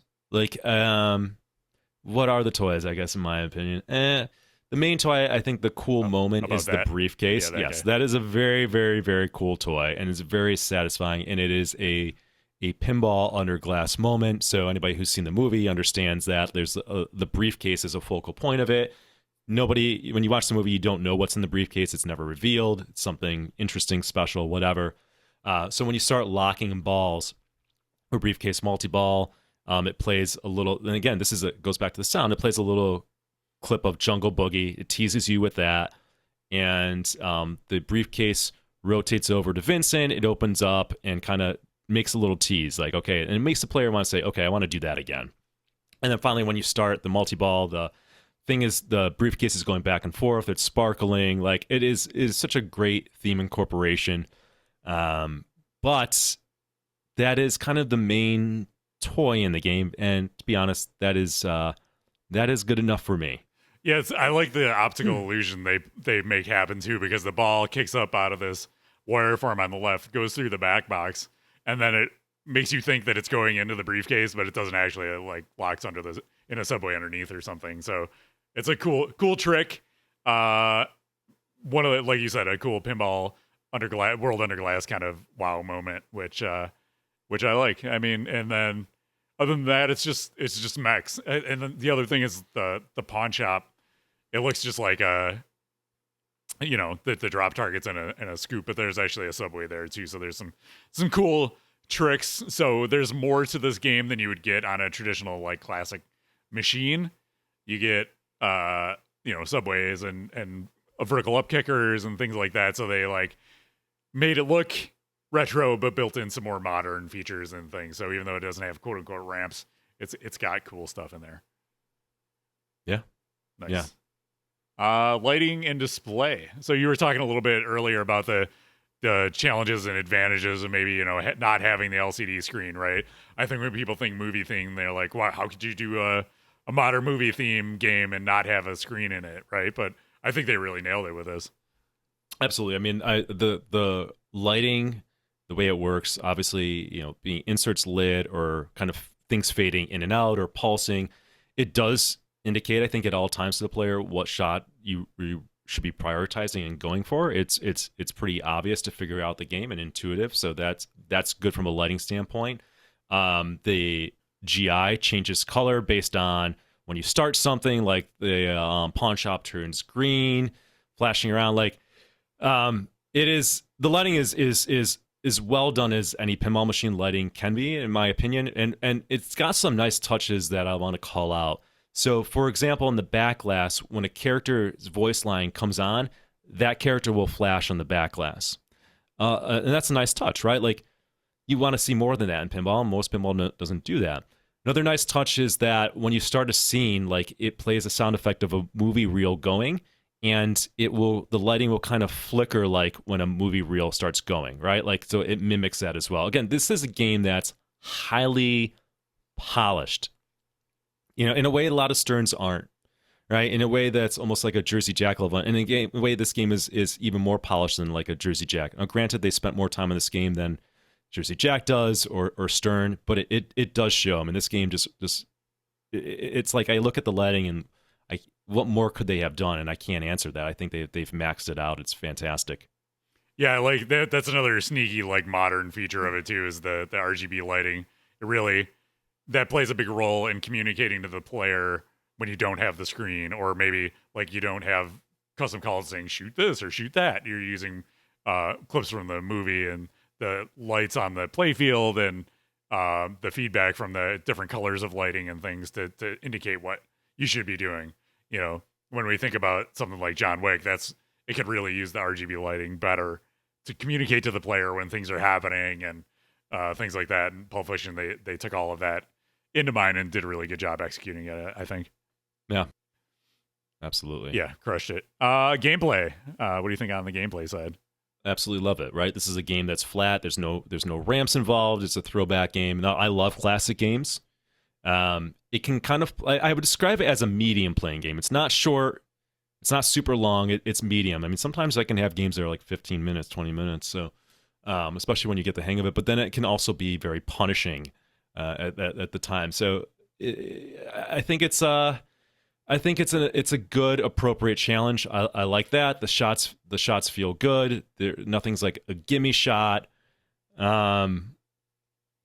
Yeah, I don't know what else to say about a more or less kind of yeah, I like the playfield. inline drop targets are cool. You don't see that a lot yeah. of times. And the fact that, that leads to a multi-ball, that's pretty cool. It's not like TNA where you're locking the balls in between the drops. You're knocking down all three and then knocking it into the bag, and it goes into that vertical up kicker into the briefcase. So that's cool. That's cool. And then on the right, there's another drop target by the roll scene scoop too, right? Or where you collect the characters. Yeah, there's a drop target there, and the funny thing is that could be a dangerous shot because sometimes it will shoot right back in the middle. So you got to be ready for it. And if you hit it, it will put a ball save on the left or right out lane. Another shot I like. I mean, I like the as a classic game, it has that scoop at the top, and trying to land it in the scoop and time a skill shot is cool and fun because then it encourages nudging while you're up there. There's also trying to nudge when you're on the pop bumpers because there's targets to hopefully the pop bumpers will ricochet into and trying to hit that. So I'm a fan of like trying to nudge what's in the pop bumpers or try to keep a ball in the pop bumpers as much as possible. One issue I will say is that that's been reported by a lot of users, and I have this problem, is that the pop bumpers, for whatever reason, need adjustment or not always sensitive and go off. I played at several games, including my own, where it's like my right top pop bumper won't always fire. I probably need to adjust it, but that's annoying. I do like the magnet shot. That's the shot that is used for one of the modes and also to collect the gun bonus and the playfield multiplier. It's not an easy shot per se. You got to be precise on it, but it's certainly satisfying to hit. So it's a very well-designed playfield, and it's got, as this game was developed by Mark Ritchie, it's got, for the pawn shop, sort of that Indiana Jones 3-target, drop target lock, like same kind of idea that he used in that game to an extent. Yeah, for sure. And shout out to the opto spinners. They rip on this game. You really get them going. All right, and they make a cool sound because David Thiel knows what he's doing. All right, last ability. How do you see? This is a kind of a retro style game. Do you see? Is there enough depth in this game to keep you interested in the long haul, or what do you think? Well, I mean, absolutely. I mean, like, look, if you're a Pulp Fiction fan, I don't know how you don't love this game. If you're not like a Pulp Fiction fan, the movie or theme, I don't know. I can't speak for you, but I can say that beyond the theme, there is a great pinball game in here. I think the rules are well done and balanced where, like, you can play to try to get through the end of it. And then there's also like playing and trying to maximize your score by going for playfield multipliers, things like that. It's also open-ended for like tournaments and strategies that you want to do in terms of risk reward. So there's a lot to it, and there's so many call outs and so many things to enjoy about the game. It's just so well done that there's certain pinball machines that I have in my collection where I go downstairs in my basement, I look at that game and it brings me joy. Like I'm so happy to own that game, right? Like I absolutely love it. You can just, again, see that it's a work of art. You can see the thoughtfulness that was put into it, the craftsmanship. And to me, this game is a game that I always want to own, and it will always be a part of my collection. Yeah, it feels like, I like having a mix of like depths and stuff in my collection, and sometimes I want to play a really deep game like Godzilla. Sometimes I just want to like a little more like approachable. Like think about like Tron or Iron Man, where it's like, can I just do the thing, right? And this, like you said, kind of feels right in the middle. So I think it's a good fit for the layout and the theme, and it just kind of it kind of works. I think they did a really good job. Yeah, and as Donnie pointed out, so Donnie bought one for the club. Thank you, Donnie. So it's great to have Pulp Fiction at the club.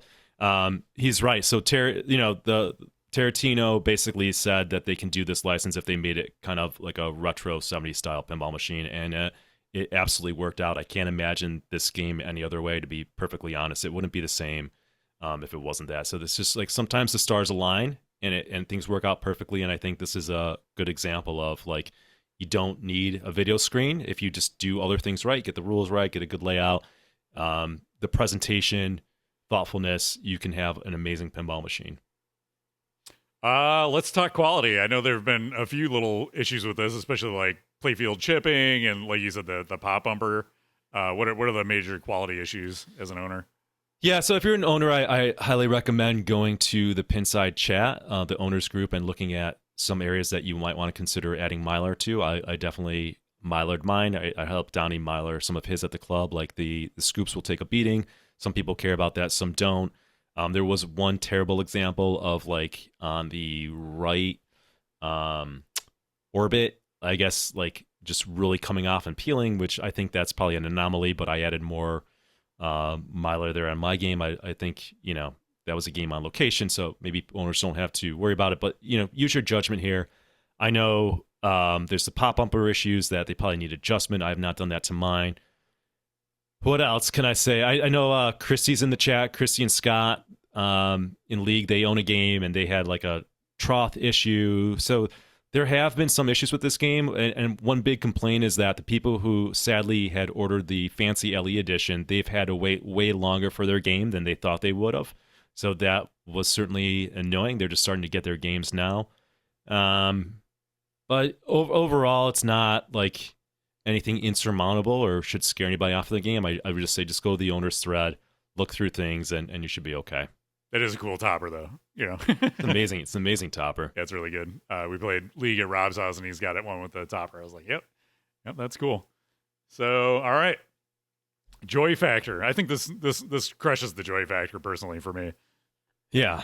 Yes. It's a 10 out of 10 for me for the joy factor. Like I said, I just look at the game and think about the game being in my collection, and I'm really really grateful to own it, and really grateful that the team behind it just they did a really good job. They, like, when you take a license, like, don't waste that license, honor it and crush it and do the best job possible, and they did. Don't just buy the license because it will sell a game and people buy it regardless because they can't help themselves, but put that love and creativity into it and make the best product possible. That's what this team did. Yeah, this is a game that I can see myself owning in the future.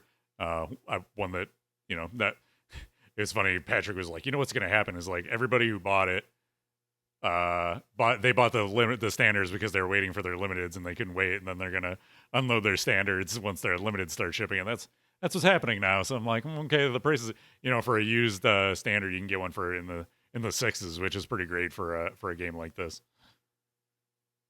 You did. I can see you. I don't know why you're frozen on. Yeah, I can see you in my Zoom window, but not over here. Let me. Yeah. Let me restart the. Okay, you're good. Yep. Nick is back. All right. Let's rate it. What's your rating on this game? Should we? Let me show the ratings. All right. I don't have that pulled up because I don't know what I'm doing. If you ever want to see all our past ratings, they're on buffalopinball.com/podcast. Our score key is 0 to 2 is a burn it, 3 to 5 is an expensive nightlight, 6 to 8 is a solid game, 9 to 10 is a get your wallets out. Nick, you got your wallet out. Where would you put this game? Yeah, this game is a 10 out of 10. It is a testament to the best of pinball and what happens when a team really honors and loves a theme and you get talented people behind it. And I think it also shows that, yes, pinball can work and be successful making adult theme games and not games that are sanitized and PG games. So let's let's see some more adult games. There's adults buying it. There's a market for it. I hope this team gets to make another game. I know this is not the company's kind of bread and butter, but everybody who was a part of the design on it, congratulations to you. You're obviously being rewarded for your efforts by the sales of it. Anybody else in the pinball industry should really look at this as an example of what to do in a pinball machine. And now that you've officially had it in your collection for 4 or 5 months now, you can say definitively not a baby game, right? No, it's not a baby game. It's a medium playing game when you get to it, but it's not a baby game. The rules are, again, like I like that Josh Sharp did the rules. He knew how to work with that layout and how to make it feel like it's like when you play Iron Man sometimes and you feel like you're so close to it and you just get so close, right? Like it teases you into thinking like, okay, one more game, I got it this time. I was so close, right? It's like a psychological trick. It does a really good job of that. Yeah, I agree. And rating wise, I mean, I can't, like, when I think about like how would I demerit this game somehow to like make it not a 10, right? It's like, I mean, maybe they have had some playfield issues, right? So maybe that's like a half a point off or something. Or if they took a hell of a long time to get this game produced, so that's like a timeout. That's a negative too. But also like now the game exists, so who cares, right? So I'll put it at like a 9.5. I haven't, only because I haven't like, I don't have as much time on it as you do, right? But it's still like amazing. Can't think of anything other than a few like little technical issues, but you're going to run into that on most games anyway. So nice job. Awesome game. Great theme. Perfectly executed. I love the classic feel and the modern tweaks that are in there. So it's really cool. Great game.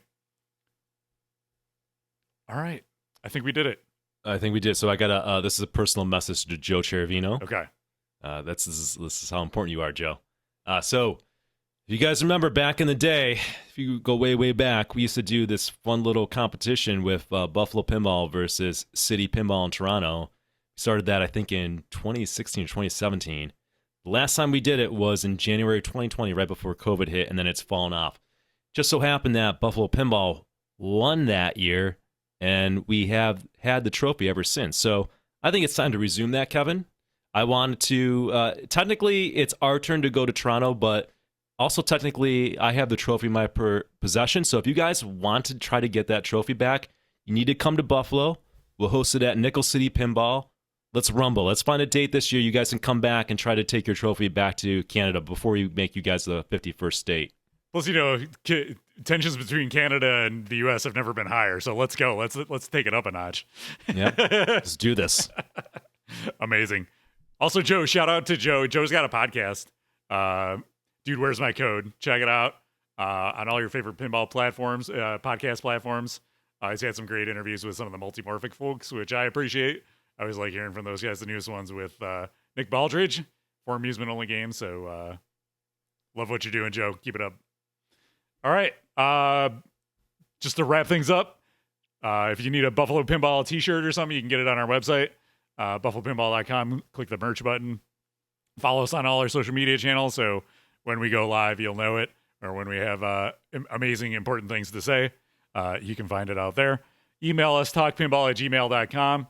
And like I said, Nick missed this earlier, but I'm going to be doing weekly streams on Twitch, weekly Mondays at 7. So if you want to re-up your subscription, you'll be getting more for your money there, because I need something to do Monday nights during the winter, because winter time stinks. So yeah, and I will say this, obviously, we used to stream a hell of a lot more, and a good amount of revenue that kept us going was not that, we need the revenue, but it's nice. It does help keep us going. We do this out of the goodness of our heart to share and try to entertain you guys. It takes work. I understand subscribing to Twitch might not be the best thing anymore, because we do a once a month thing, or Kevin streams sporadically. And then also Twitch takes half of the money you donate. Half goes to Twitch. So if you like to support the stream, you like what you hear, consider donating. You can send a donation to buffalopinball@gmail.com via PayPal, family and friends. We will gladly accept your donations. Thanks to all the people who have contributed in the past, or you can buy yourself some merch and you get something out of it. Either way, it's appreciated. We appreciate everybody who just even participates in chat, asks good questions, makes jokes, and follows us along. So thank you, guys. Anytime, yeah, for sure. And of course, if you want to provide a little non-monetary feedback, you can drop a review on your podcast platform of choice. We always appreciate that too. So, all right, Until next month, enjoy this brand new episode of Topper Talk. Again, we're not going to the office today, guys. We're going somewhere else, so stick around.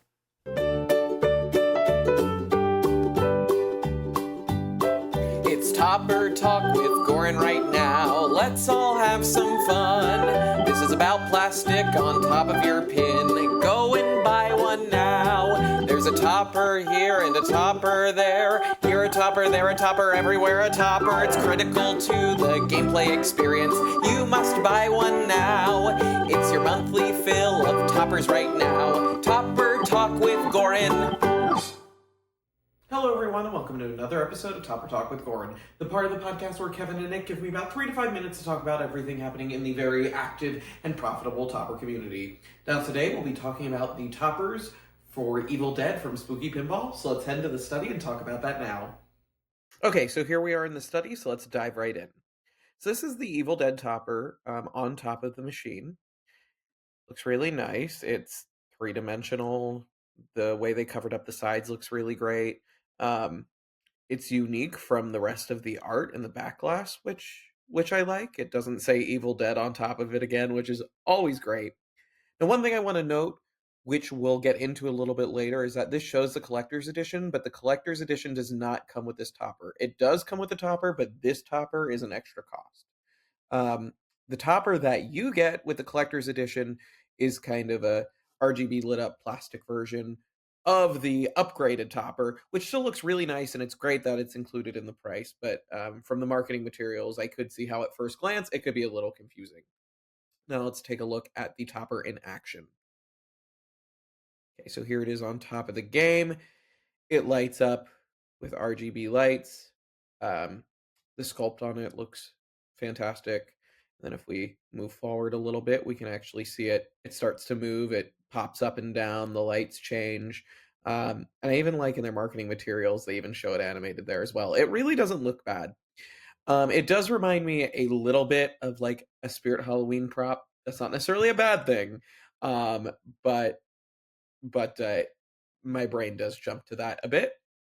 Now, the interactive topper is $1,400. There's a $1,500 or $400 initial down payment. The topper is sculpted by a horror special makeup effects designer. And it says that the Cheryl topper has dozens of original movie callouts.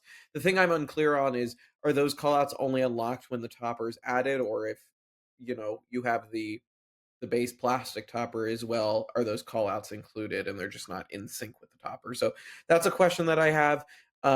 Not a bad price. I suspect that we may see some mod makers take some existing Halloween props from places like Spirit Halloween and try to make their own, but the sculpt looks really great on this. The movement looks good. I question how loud the motor may be on it. That I'm not sure of, but overall, way to go, Spooky Pinball. I really appreciate that you provide your customers options of providing a base topper and then obviously being able to upgrade to something a little nicer.